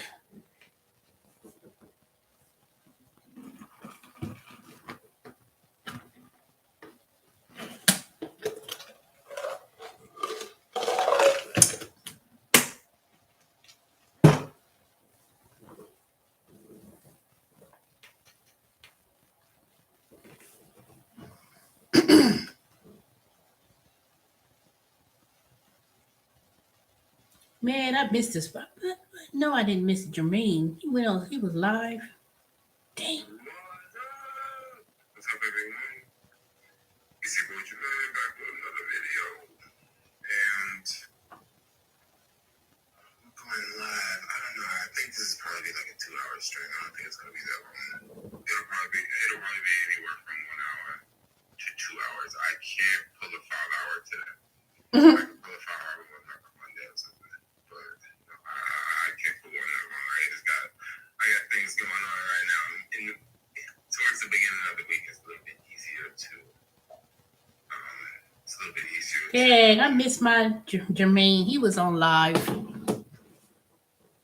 He said he was gonna be in. He wasn't gonna be on it for 3 hours like he was before. Cause I sure would have jumped on there live. I'll be the co-host. I'm surprised we worked out together in regards to our interactions. It had a good little flow to it.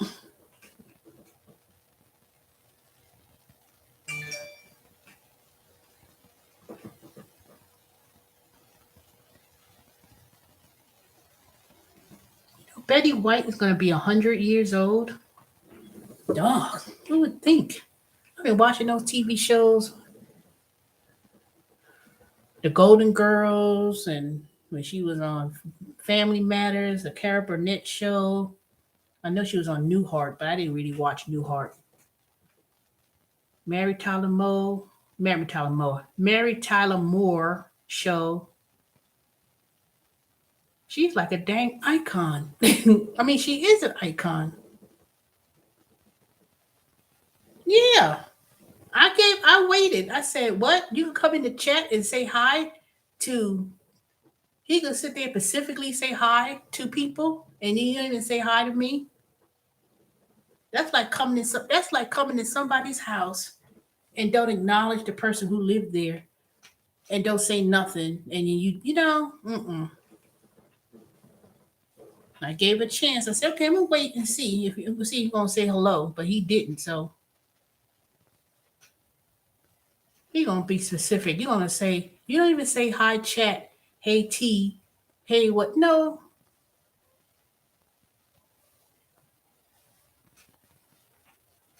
you didn't even say hello to me. You gonna say hi. You gonna say hello to everybody. He gonna say hello to you and to Brooklyn, and you don't even say hi to the host of who's hosting the show. You don't even say hello, Therese. No, that's what I'm talking about. Next year, 2022, I ain't tolerating a whole lot of mess. I'm sure I'm not. And at this point, I don't care if you leave. All I'm gonna say is, don't let the door hit you.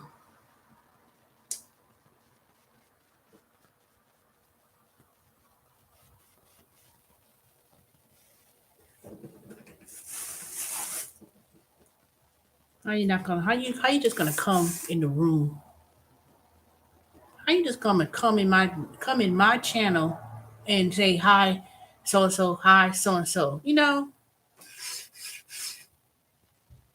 You didn't even say hello. You didn't say hey everybody. You gonna specifically target specific people who you wish to say hello to and act and ignore me like I'm some kind of chopped liver. Like I'm chopped liver.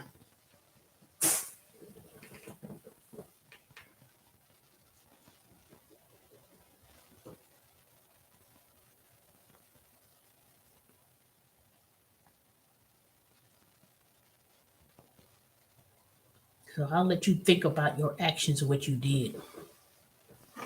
Sit there and don't say nothing. And you might as well just lurk in the background with the rest of the 6 other people who's not came up here to say hello. Let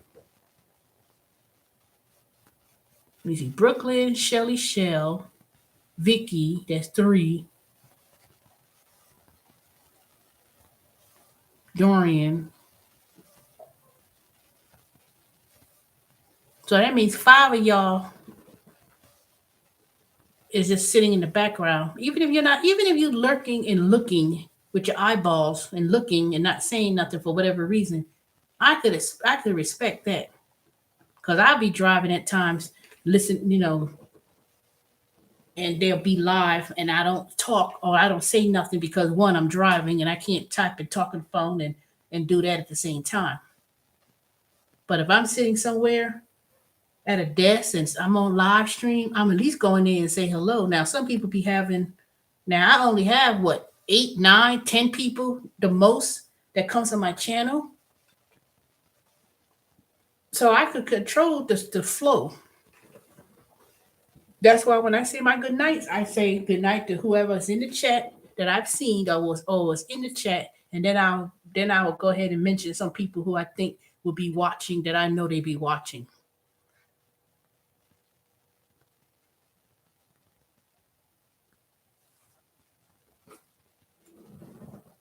And any other, the automatic bots and stuff, those bots, that don't count because everybody has gotten that on their channel with the Russian, not the Russian language or something or whatever.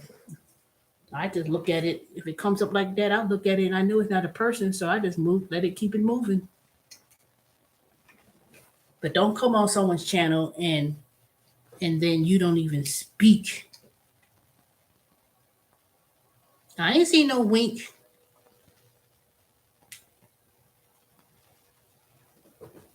I did not see no wink. That's why I scrolled and I looked. I said, let me look and see. Maybe I missed somebody coming in But I didn't see nobody winking.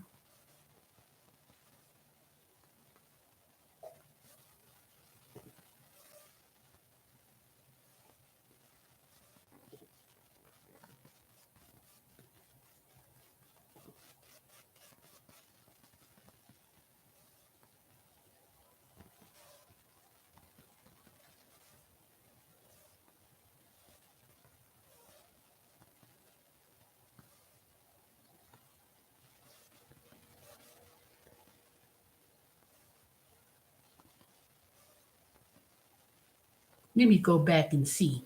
If you did, then I would apologize. But if I don't see it,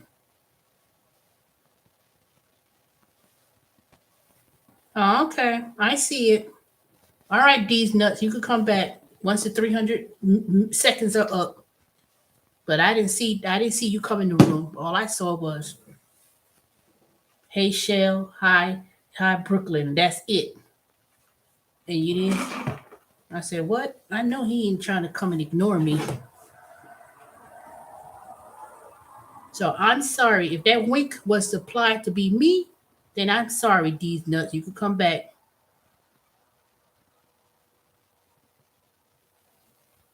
But I know you could be real sensitive at times.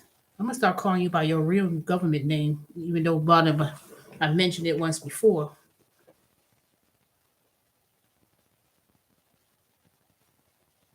You know, I do not like when people do that. Just coming in the room and don't say nothing to the host, because I'm gonna be thinking like, what? People ignoring? They ain't want to say hi to me, and then I'll be like, oh. But if you winked at me for me, then fine. Then I'm sorry. But you know, I have been feeling a certain kind of way for these last couple of days. People been acting all crazy and acting all funny acting. Be acting all funny acting. You go up there, want to meet people and visit, and then they want to come up with some crazy stories.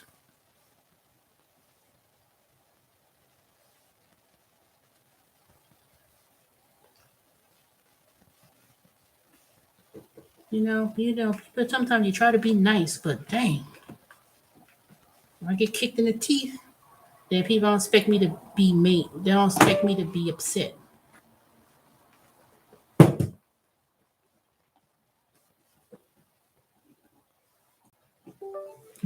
Well, Colas, I know you having some things with your mom. I hope if you watch this video, you know I'm still thinking about you. So I know that's why I haven't seen you pop up lately. So you're going through a lot of things, going through a lot.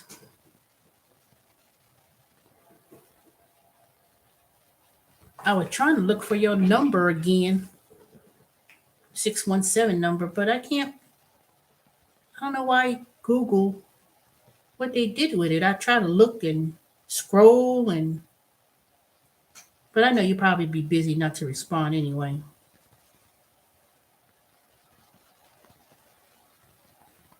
Sometimes I get too many damn emails. Look at all this damn email. I need to delete my emails because I think my thing is full. My storage rather.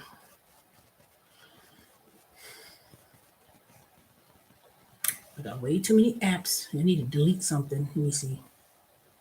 Who should I delete?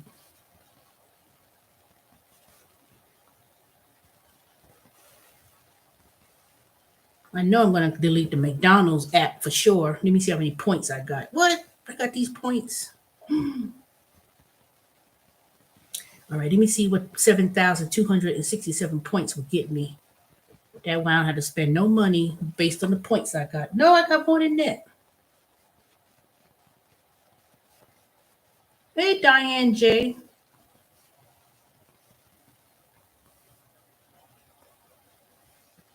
You're new. Never seen your name before. Y'all say hi to Diane J.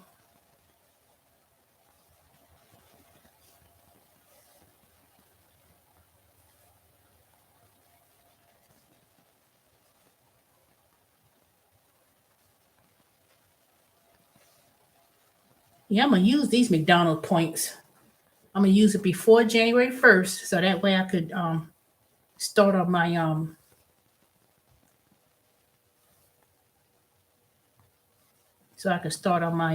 I ain't gonna say keto diet, but I'm gonna be eating healthy. Put it that way. Y'all know when I went to the farmers market and bought me some strawberries, the collard greens,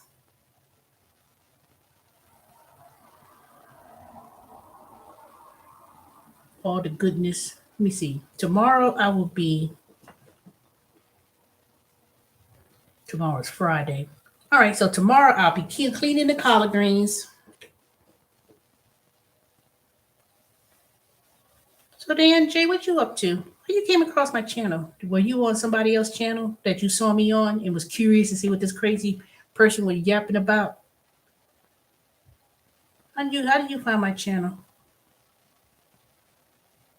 Or were you on Jermaine Ellis' channel? Because I know I've been on two people's channels lately, and I know people be clicking on there just to see.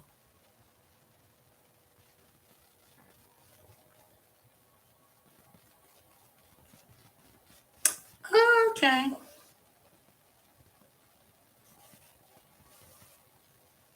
Well, I appreciate being as a subscriber.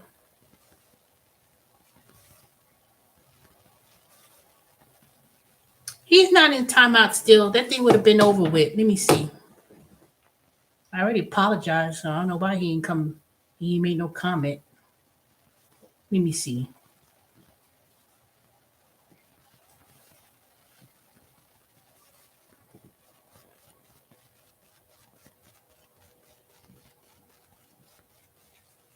$300 is what is that? How many minutes? Wait a minute. That ain't an hour. Let me see. He'll be back tomorrow. If he don't say nothing before I get off this live stream, he'll be back tomorrow.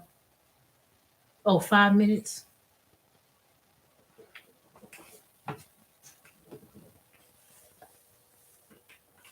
And then past 5 minutes that he would have came back.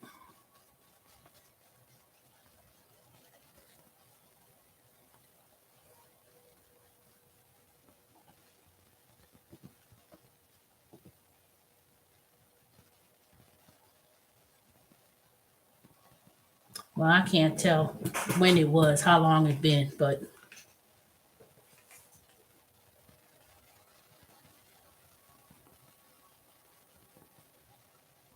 so Diane, do you have a YouTube channel? Because I like to watch people channels. I'm getting tired watching the same people over and over again. I mean, I like certain people's channels that I will watch regularly, but I'm trying to find new things to look at because I don't have my TV hooked up to the um I don't have my TV hooked up to anything like like Amazon subscription. I have that. I watch that on my computer. You still doing Instacart?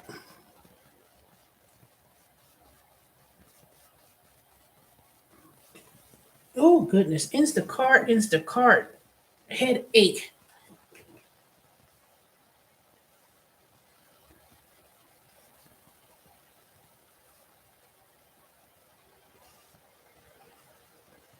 Hmm.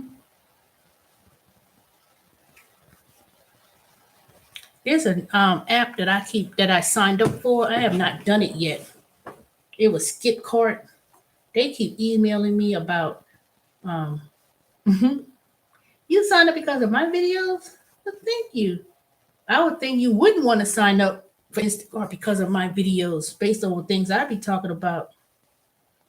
People say, "Oh no, she going through all that with Instacart."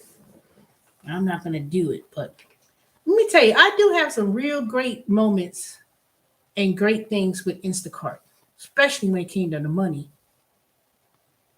See, I had liked doing Instacart because I had core customers that I always used to do every week, and I always stayed in certain areas. like Snellville. Y'all hear me talk about Snellville a lot. That's like, next little town or whatever you want to call it, not too far from me. And I would go to certain areas specifically and I would just, work that area. And it would be, sometimes it'd be a little bit distance from my house. But see, I had a strategy. And if I went to Swanee or Lawrenceville area, I go where all the money is. People got money, I would go there and I would work that area.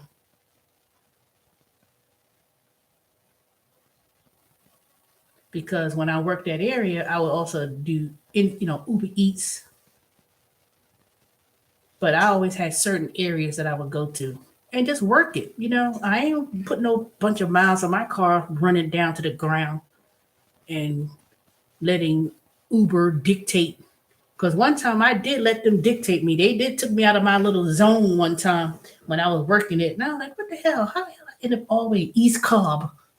And then I'll end up all the way over the place. Um, exactly. But when I go back and look at my I used to keep all my tracking of my income. I would keep it in a file on Google Files with all my income. So when I had got that Ely grant, when I got that Ely grant and I do my taxes for the Schedule C's, I had all my things together. And then I would track my income and how much I made weekly and put it together with the Grubhub and all those other apps I was working. And it was good in the beginning, I'll tell you that. And I did not work as hard like y'all think I was. I wasn't out there all day, all night. Now I would start early in the morning sometimes, especially when I did ship. When I did ship, I used to do that. I used to get up early in the morning because they had it where you could choose your people would do the grocery list the day before and they would pay you per item with ship. They did the same thing with Instacart too. And I would say, oops. So it would start out at 6 in the morning. I would go up there to Buckhead, go out to that Publix, wait for them to open, and then I do my grocery shopping. I would have like 3 or 4 customers that morning. And I already made maybe almost a little bit over $100 because some of these grocery items were big items. And that's how I did mine. So by the time I start at 6 in the morning, by 11 o'clock, 12 o'clock, I would have finished doing the grocery shopping. And this was during the weekday. The weekends was like the morning, afternoon, and that's it. And I would make about, not including Uber Eats, Grubhub, and all the rest of them. If I did Instacart, it was like 800 and something odd dollars per month. No, per week. At the end of the week, it was 800 something dollars. And then if I add Uber Eats and Grubhub or whatever, the food deliveries, then I would add the extra 5. I would either add extra 400, 500 to the 800, but it was about 1,200 weekly. It was really good. The first couple of years, it was great. I know. Great money. It sure was. And that's how I did mine. And I did mine great working hours. Now, when I did started doing more, I would then I started doing some where I used to be coming home at 11, 12 o'clock, midnight, because I took a break in between. I had downtime. I would do the morning, half the morning was doing my groceries, deliveries, or whatever. Then I did lunch. Then I took a break from it was like from 2 o'clock all the way to rush hour, 5 o'clock, 5:30. I wouldn't work between the rush hour. I'll wait till it died down, and then I'll do the late delivery, the late Uber Eats, whatever. And that's it. That's how I did mine. And went on home and that was it. So those were the good old days. I used to argue with people.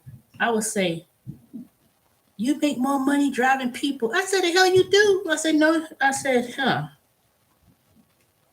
You do not." That was art. I told people, I said, "You do not make more money." And this, see, I started doing Uber Eats and the food stuff way before anybody else. Everybody was still talking about driving people. I said, that don't make any sense. So I said, I can make more money driving less miles and get more deliveries than driving someone talking about, "Oh, I had a ride that was an hour." Like hell, I'm gonna be driving somebody for a fucking hour all the way to King Buck 2, and then you gotta drive, you know.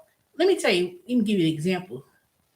I used to, I never remember this fool. He lived right up the street too, up in I was like early in the morning. I said, "Oops, I got a ride." They right up there and right up the street. I went to pick them up, and then see, this is how trifling men are.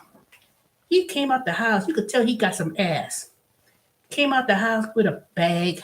Who the hell? Where's your night bag? I'm going to somebody's house. I'm gonna have me a little night bag or something. He come with a little plastic bag with your drawers and toothbrush and whatever. Hopped in the car, smelled like weed, messing up my good leather seats, smelling funky. So I said, "Where you going?" I'm looking at the app. He going all the way in Athens. Now I don't know if you're familiar with Athens, Diane, but Athens is like straight up 78, a good hour and a half, maybe. He was out there, but so I'm driving. I was like, "Oh, dang," but it was a good little fare. I said, "Okay, this is a $38 fare going up there." So we went all the way. I was way out way out of the dang. I was like, "God dang it!" So I'm driving back. He get out the car, smell like weed. He gave me a tip of what was it, $10? Yeah, $10.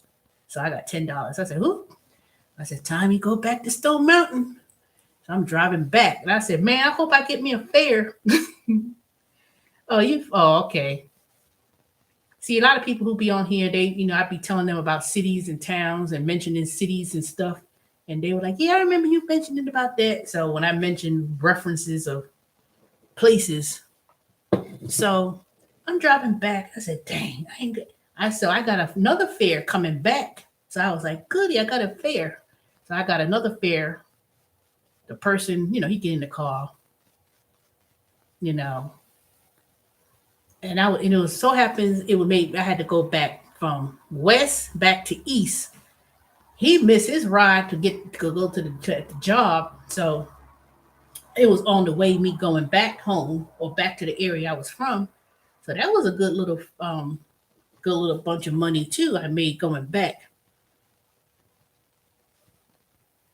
And at the time, I used to think of these cities like Monroe and all that stuff. I said, "Monroe, Georgia, Loganville." I used to think those places were so far, but when I realized it really wasn't, I said, "This ain't far," because that's where sometimes I do my merchandising jobs, Loganville and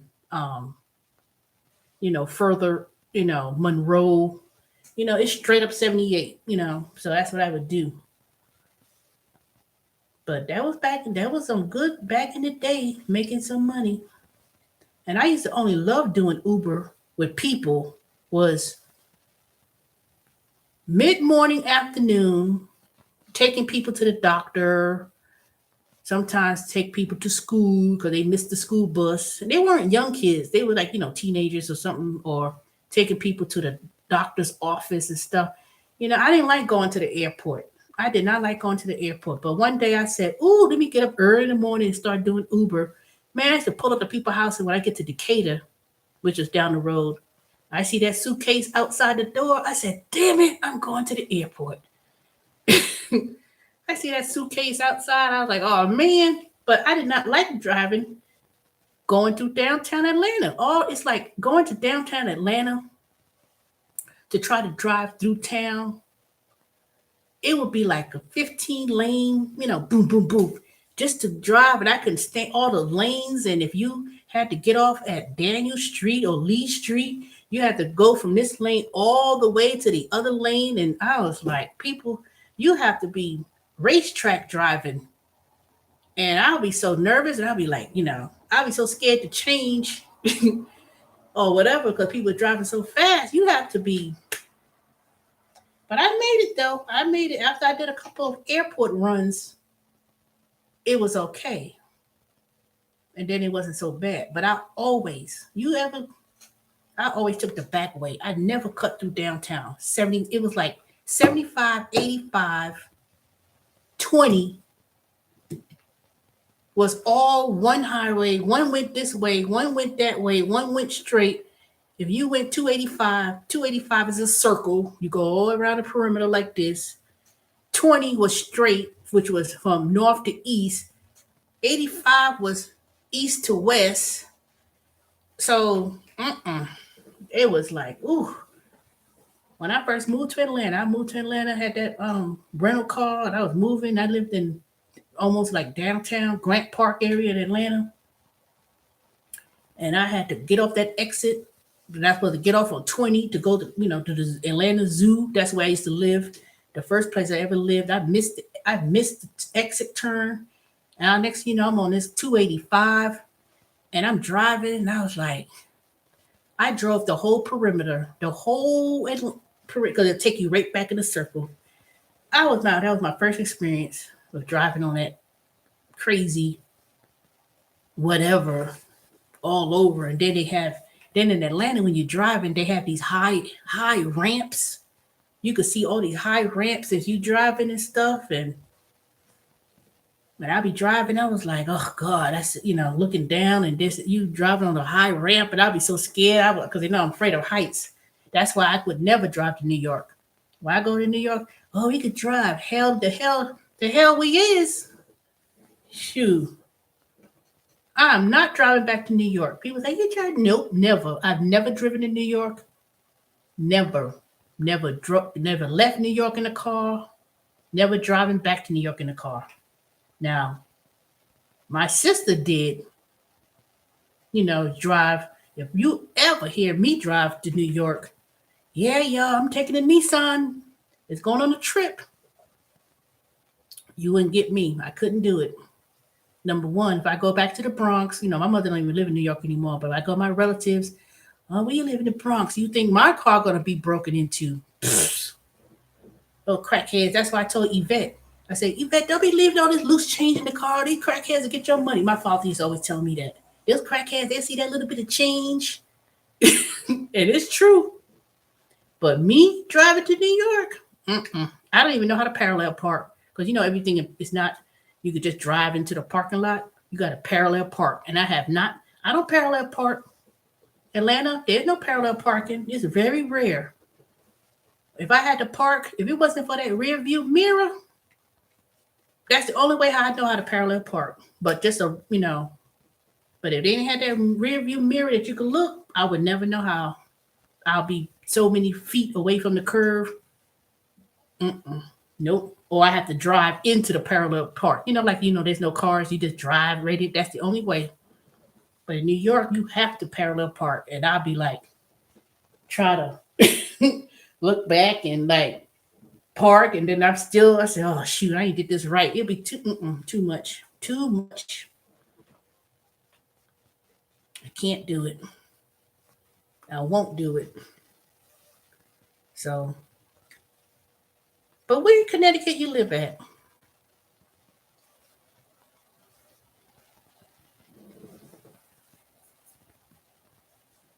I love Connecticut. I used to, when I lived in the Bronx, it wasn't that far to go to Connecticut.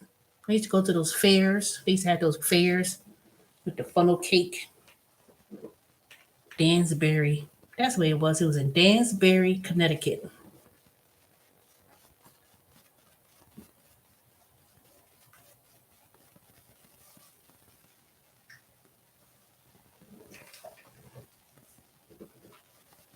Oh, Plainsville?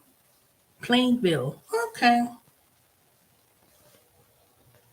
My manager, she lives in Connecticut. So when I have my manager at the TurboTax, she lives in Connecticut. She bought a house, but she didn't. I can't remember where she said it was. There's somewhere in Connecticut that's like you could live near the lake. It's like a lake or something. I know it's not Hartford or no big city.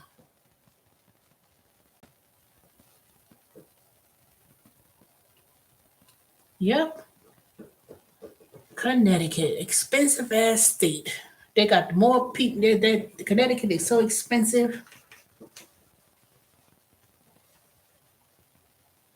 but you don't hear a whole lot of ragging. You don't hear a whole lot of mess going on with Connecticut. I just know the taxes are outrageous.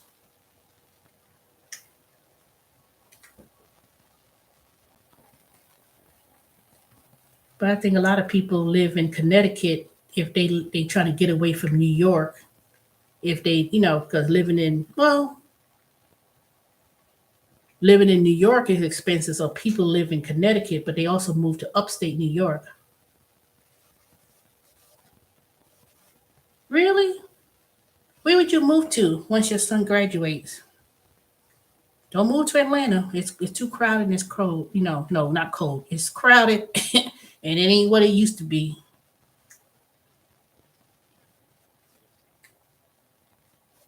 I always say that. Every time somebody say they're moving, I always tell them Atlanta's closed. But it's not like it was. It's expensive. And if you wanted to live in town, oh, South Carolina. I'm from South. I lived in South Carolina. You heard me. If you heard me talk about South Carolina a lot, you know where Goose Creek is? That's near Charleston.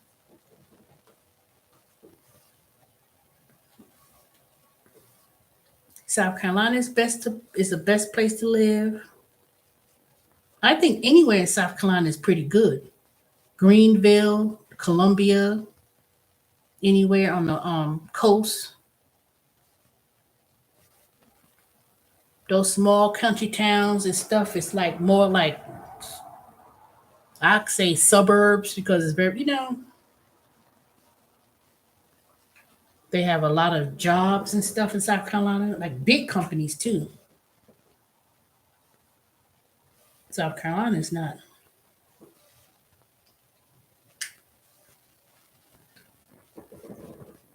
Yeah, that would be a good choice. Cause like I said, once I'm really thinking about moving.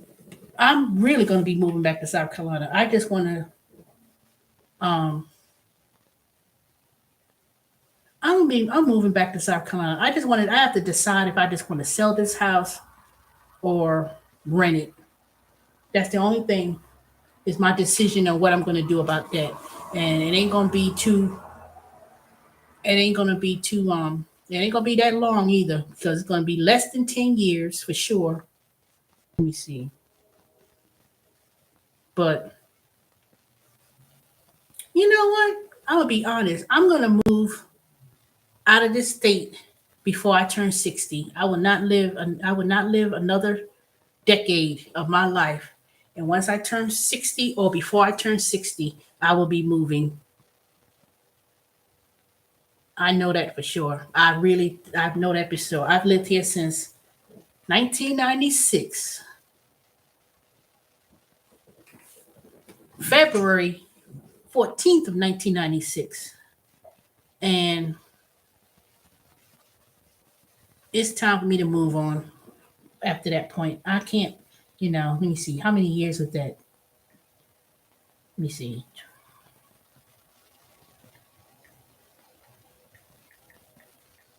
25 years I've lived here.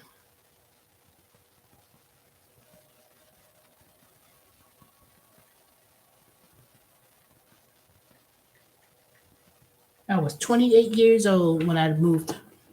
I was 28 years old when I lived in Atlanta.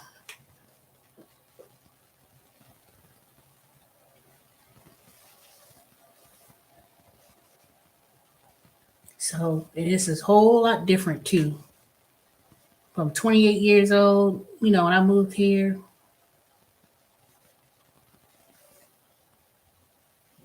It had its moments, but I can't see myself, 60 years old. Nope. It's not the same. Like I've seen the ups and downs of this city.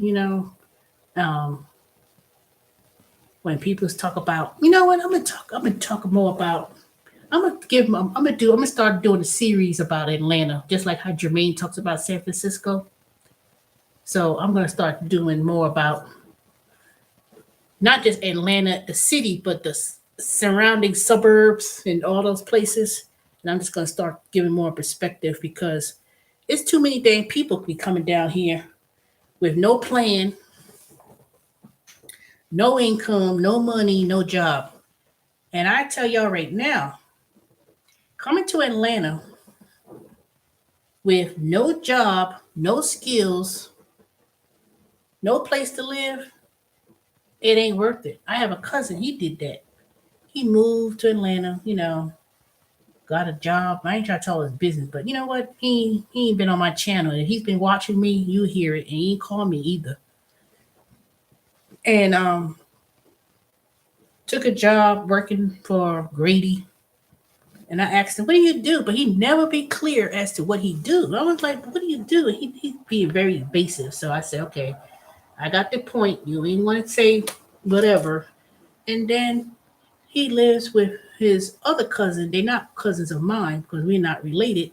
I mean, his cousins he living with. He's staying with them, and I offered him to stay with me, where you could have your own room or lease, and he never, took upon it. So I said, okay, whatever. And I guess he was staying in living, sleeping on that person's couch, and because see, this is what the situation is, and they don't take a genius that the person you living with, they struggling themselves. So you living with them because they want you to live with them to help you, because I can't see sharing an apartment with someone, especially when you don't even have your own room. You sleeping on the couch. So and whereas it was like talking about wanting to find a house to rent a house. And I said, and I told them, people don't listen. They just want to. I said they just want to. They just under this belief that they could find something, a house for $1,000 something. So I was like, you ain't gonna. I told them this was before the COVID situation that people wanting to live and say, I'm gonna find a house.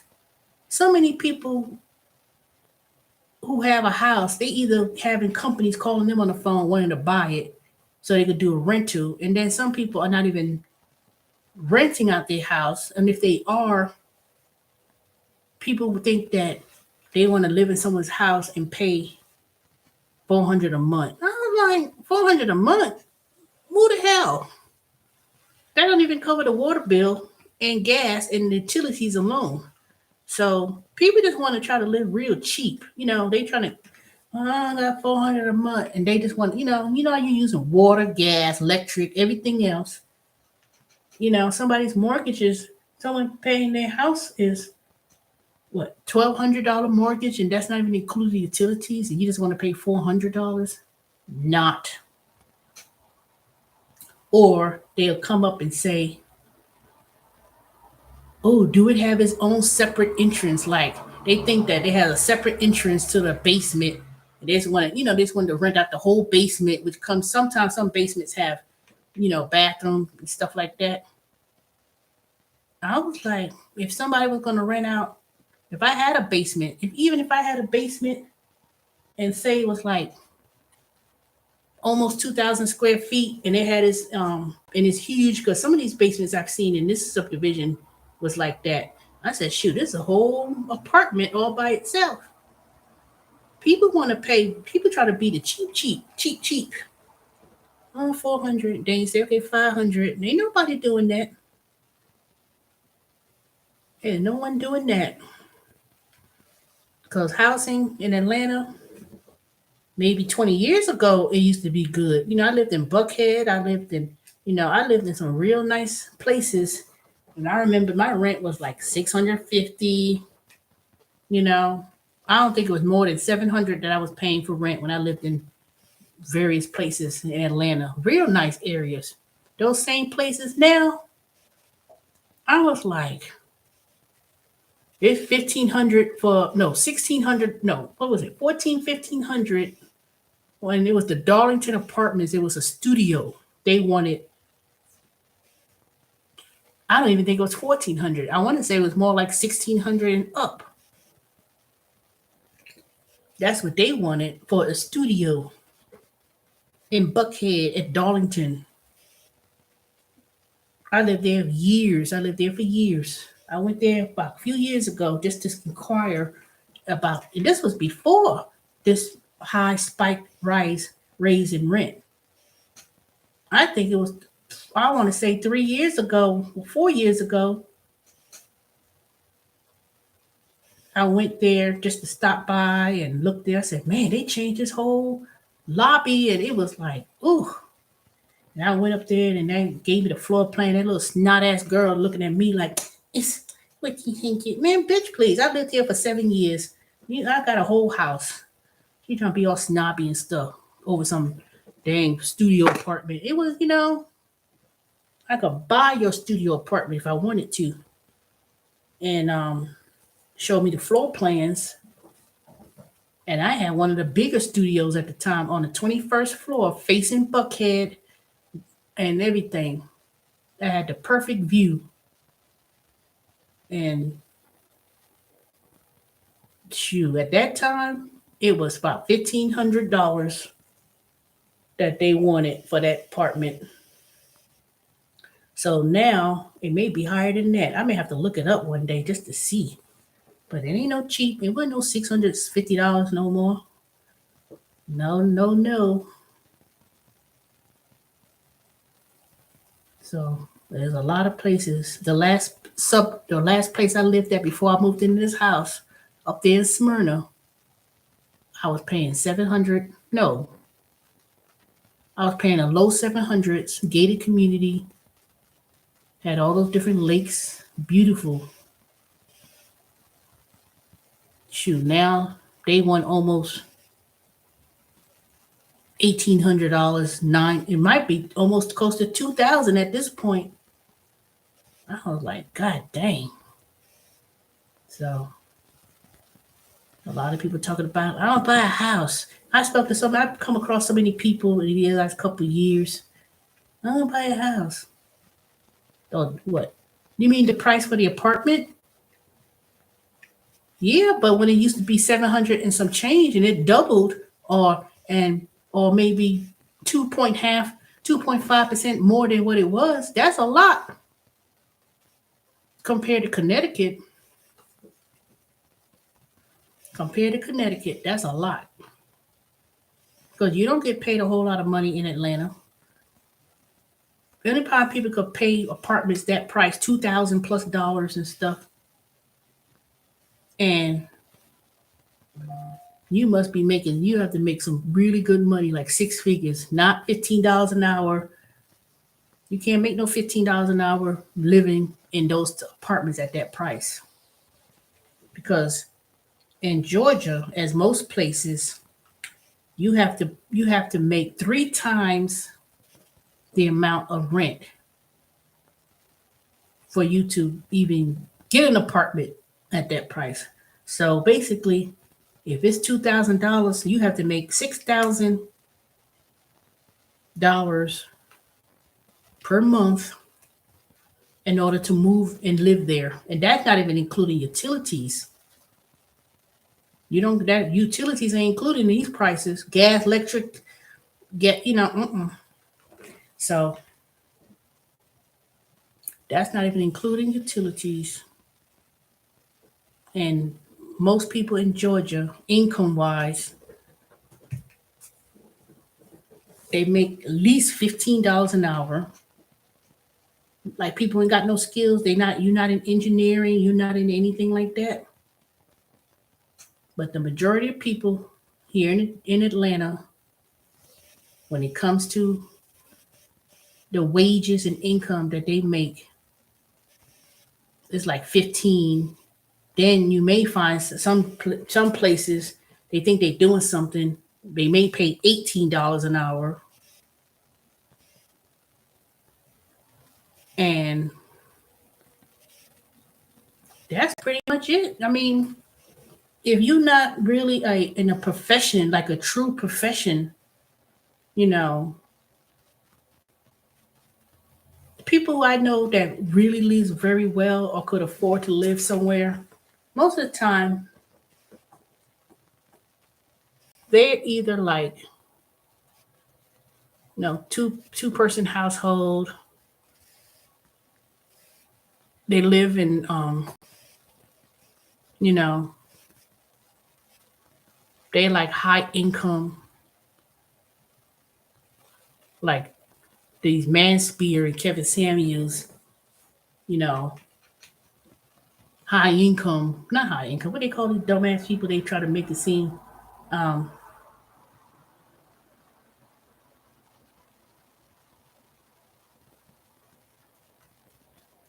high income or whatever.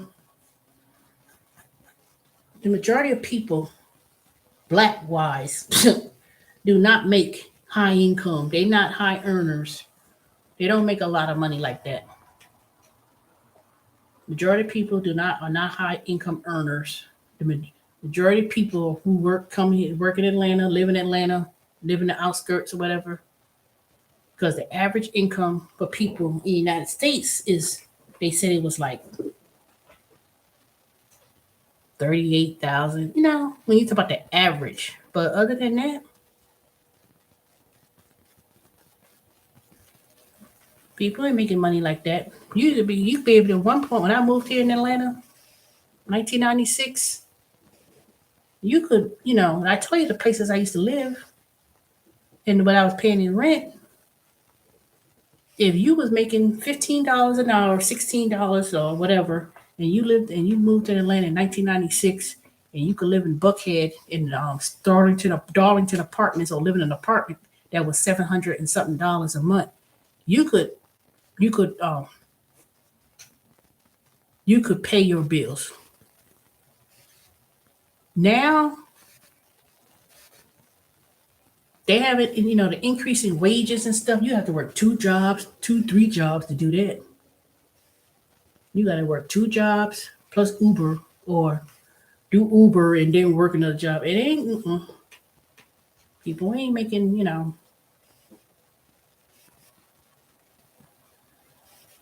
and people I see that's, they say they engineers and they making 80,000 plus a year in Atlanta, minus, not including the taxes taken out. They living in some apartments, but not like that. Not like that. Yeah, it is not the way it's not what people think it is. And you gotta compete. Like those jobs and stuff, you have to really compete for these jobs. Even if it is in STEM or technology, you technical support and stuff, and you go to apply, trust me. So many people move here, you come in this younger. See, I'm at an age where I'm just trying to build up my emergency fund more and more, try to pay off my mortgage, pay off whatever little debts I got, and collect on my 401k and my thrift. My I got a thrift savings account that's similar to a 401k for the government, and my 401k that I have with working at TurboTax. Shoot, other than that, and wait till and when I get, like I said, from move from here, because see, by the time before I get to 60, my mortgage will be paid off by now. Matter of fact, when I make my mortgage payment, my mortgage is going to be paid off 8 years. I think I have 8 more years, because I've been paying extra since I bought it. So And I had planned it like that too in the very beginning. I said, if I make my payment, blah blah blah. They said, if you make a payment, you take off 6 7 years off the mortgage, and it wasn't. I'm not paying no 30 years. No, no, no. It's gonna be way less than that. And I do it, and I planned it like that from the beginning because I said, I'll be how old? It would be like I would have been like 69, 70 years old before 30 years. I said, I ain't paying no 30 years to pay off no mortgage. I'll be 69, 70 years old before I could own all of this. I said, no, it gotta be sooner than that. And then and that's exactly what I did. I did have a little hiccup at one point. I had a hiccup at one point. Y'all know, if y'all saw my videos a couple years ago, I was under stress about, and I had lost my job and all my savings of years. I tapped into my emergency fund, and then I had to, my mother helped me pay the mortgage. It wasn't months, but 2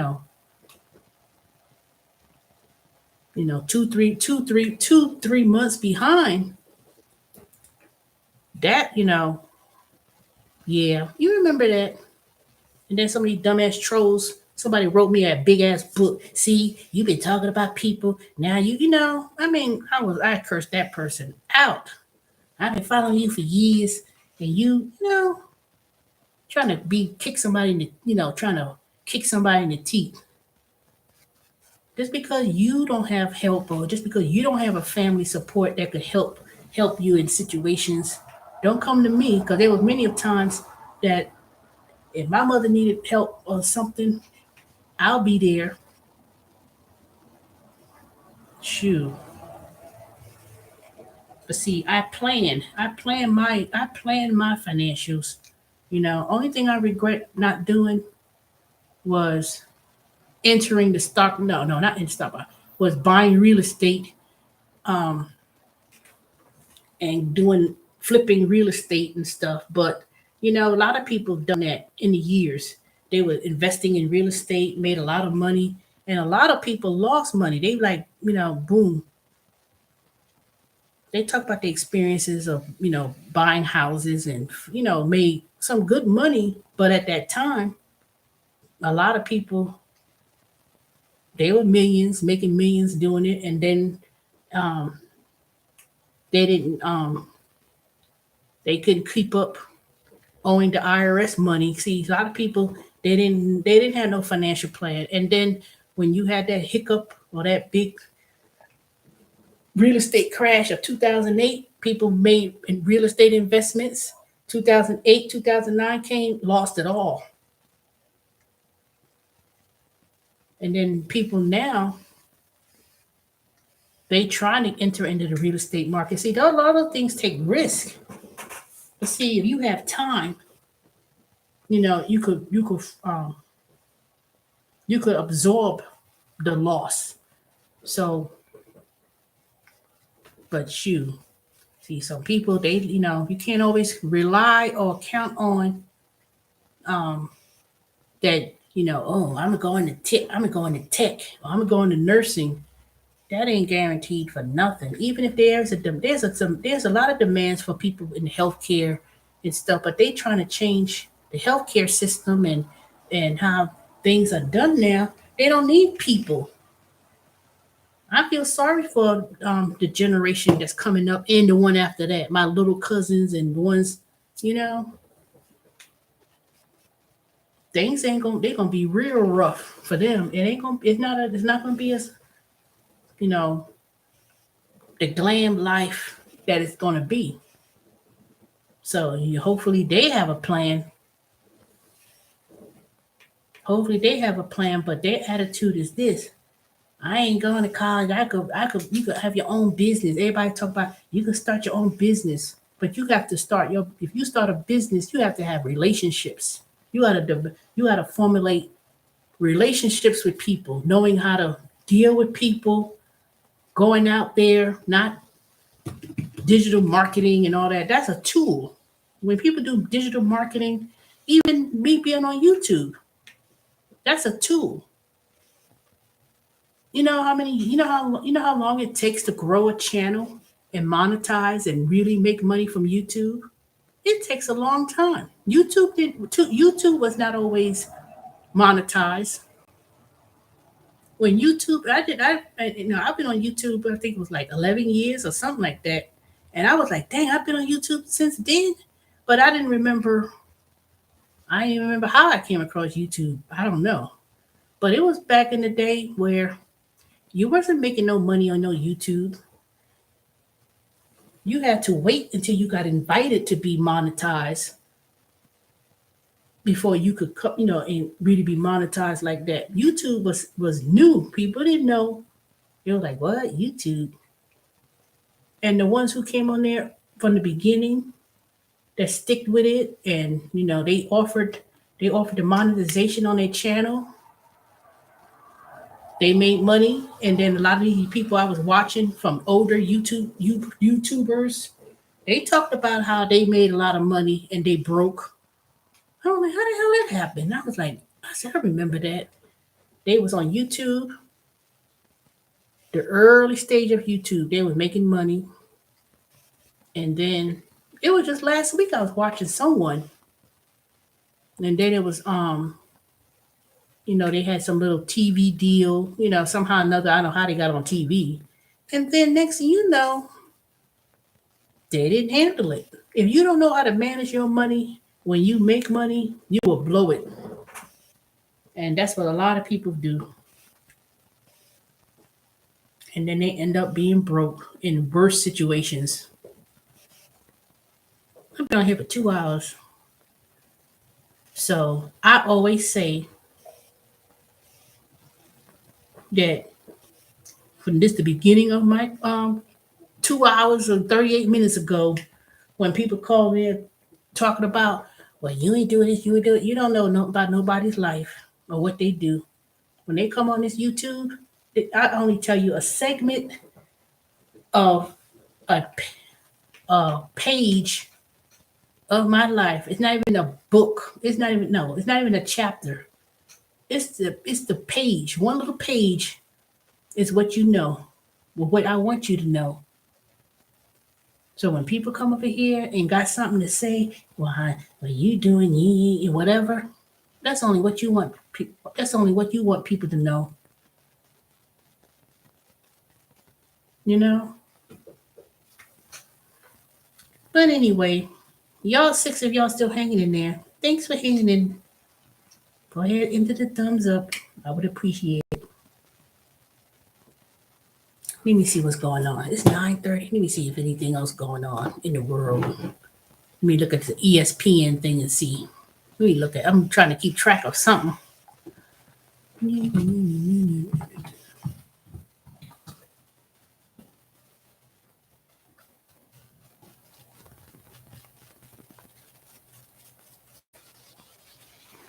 Yay!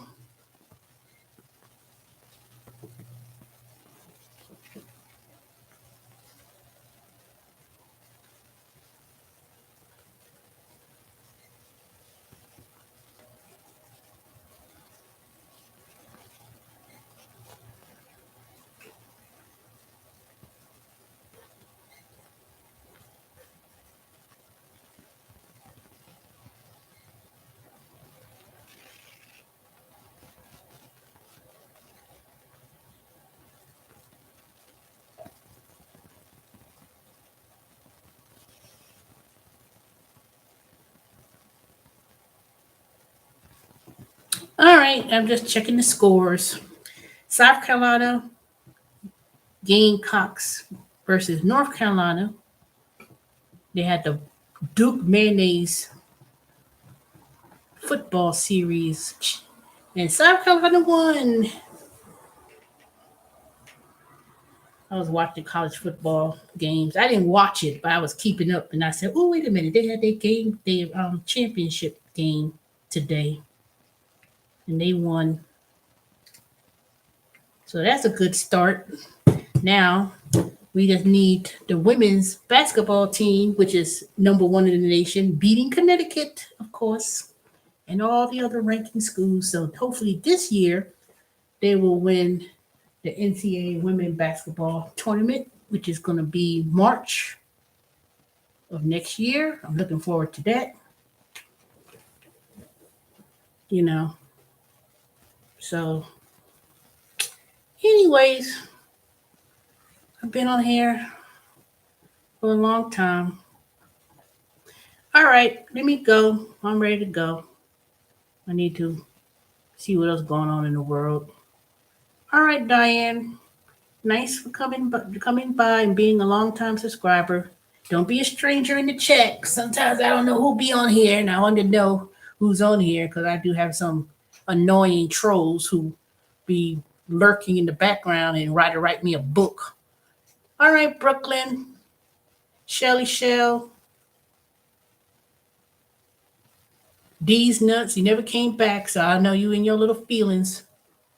But don't come on here and just don't say hi, and then when I don't see it, and then I'm gonna be really offended if you just say hi to specific people and don't say nothing to me. But I apologize. So if you can't accept it, then because I did not see no wink.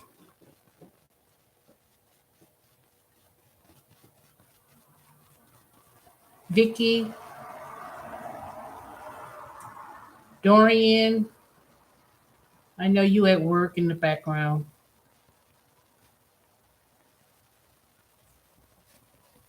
Did I say hi to everybody?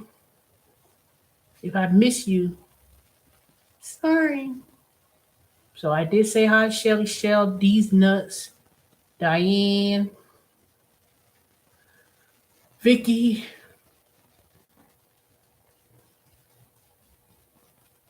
Dorian, all y'all. All right, let me go.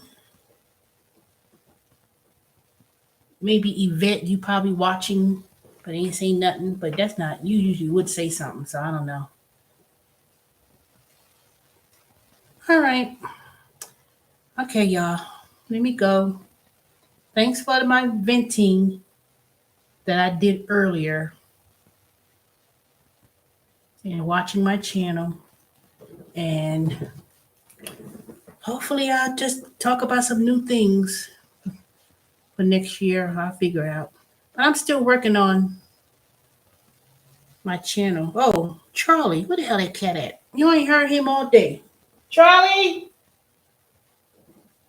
He must be sleeping. He be real quiet. Usually he be up here. Where he at? Charlie!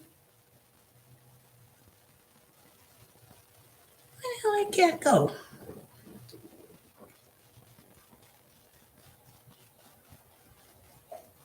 I'm gonna try to do me some footage videos of Charlie so I could do his own, so I could have his channel for next year. So I'm gonna be experimenting and learning how to edit videos and do little things with Charlie. I don't know. I'm gonna try to do the voice overview. I'm trying to learn how to do more things with this YouTube channel. Then, ooh, my hair is so dry. I need to find me a new product because me shampooing it and laying down and it is too dry. I'm thinking of cutting it. I'm thinking of really cutting all of this and coloring it, but I don't want to do no, I don't do no weave. I don't wear no wigs. And I don't do no sewing. But I need to do something with my pattern of curls. Oh, Sharky Phelps, you on here? You in lurking? You been in the background all that time?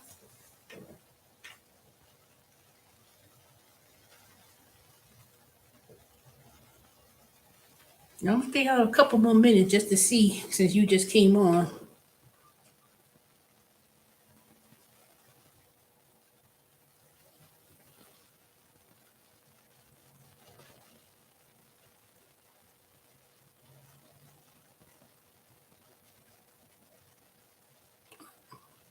Up to your dropped off. Went on.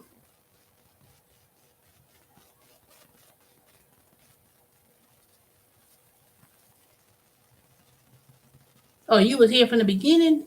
Oh, okay. I was wondering. I said, who else on here and ain't saying nothing?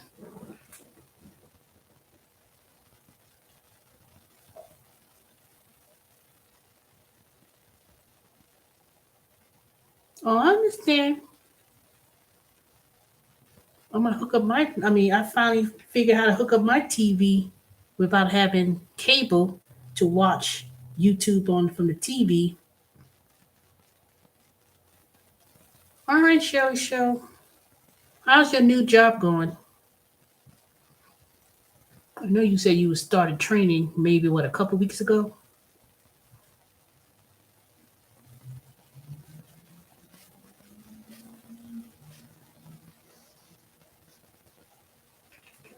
I'm gonna go downstairs and eat me my cherries. I bought me some cherries. I'm gonna go and get me some cherries. I'm gonna eat about one, two, three. I think I'll eat five of them.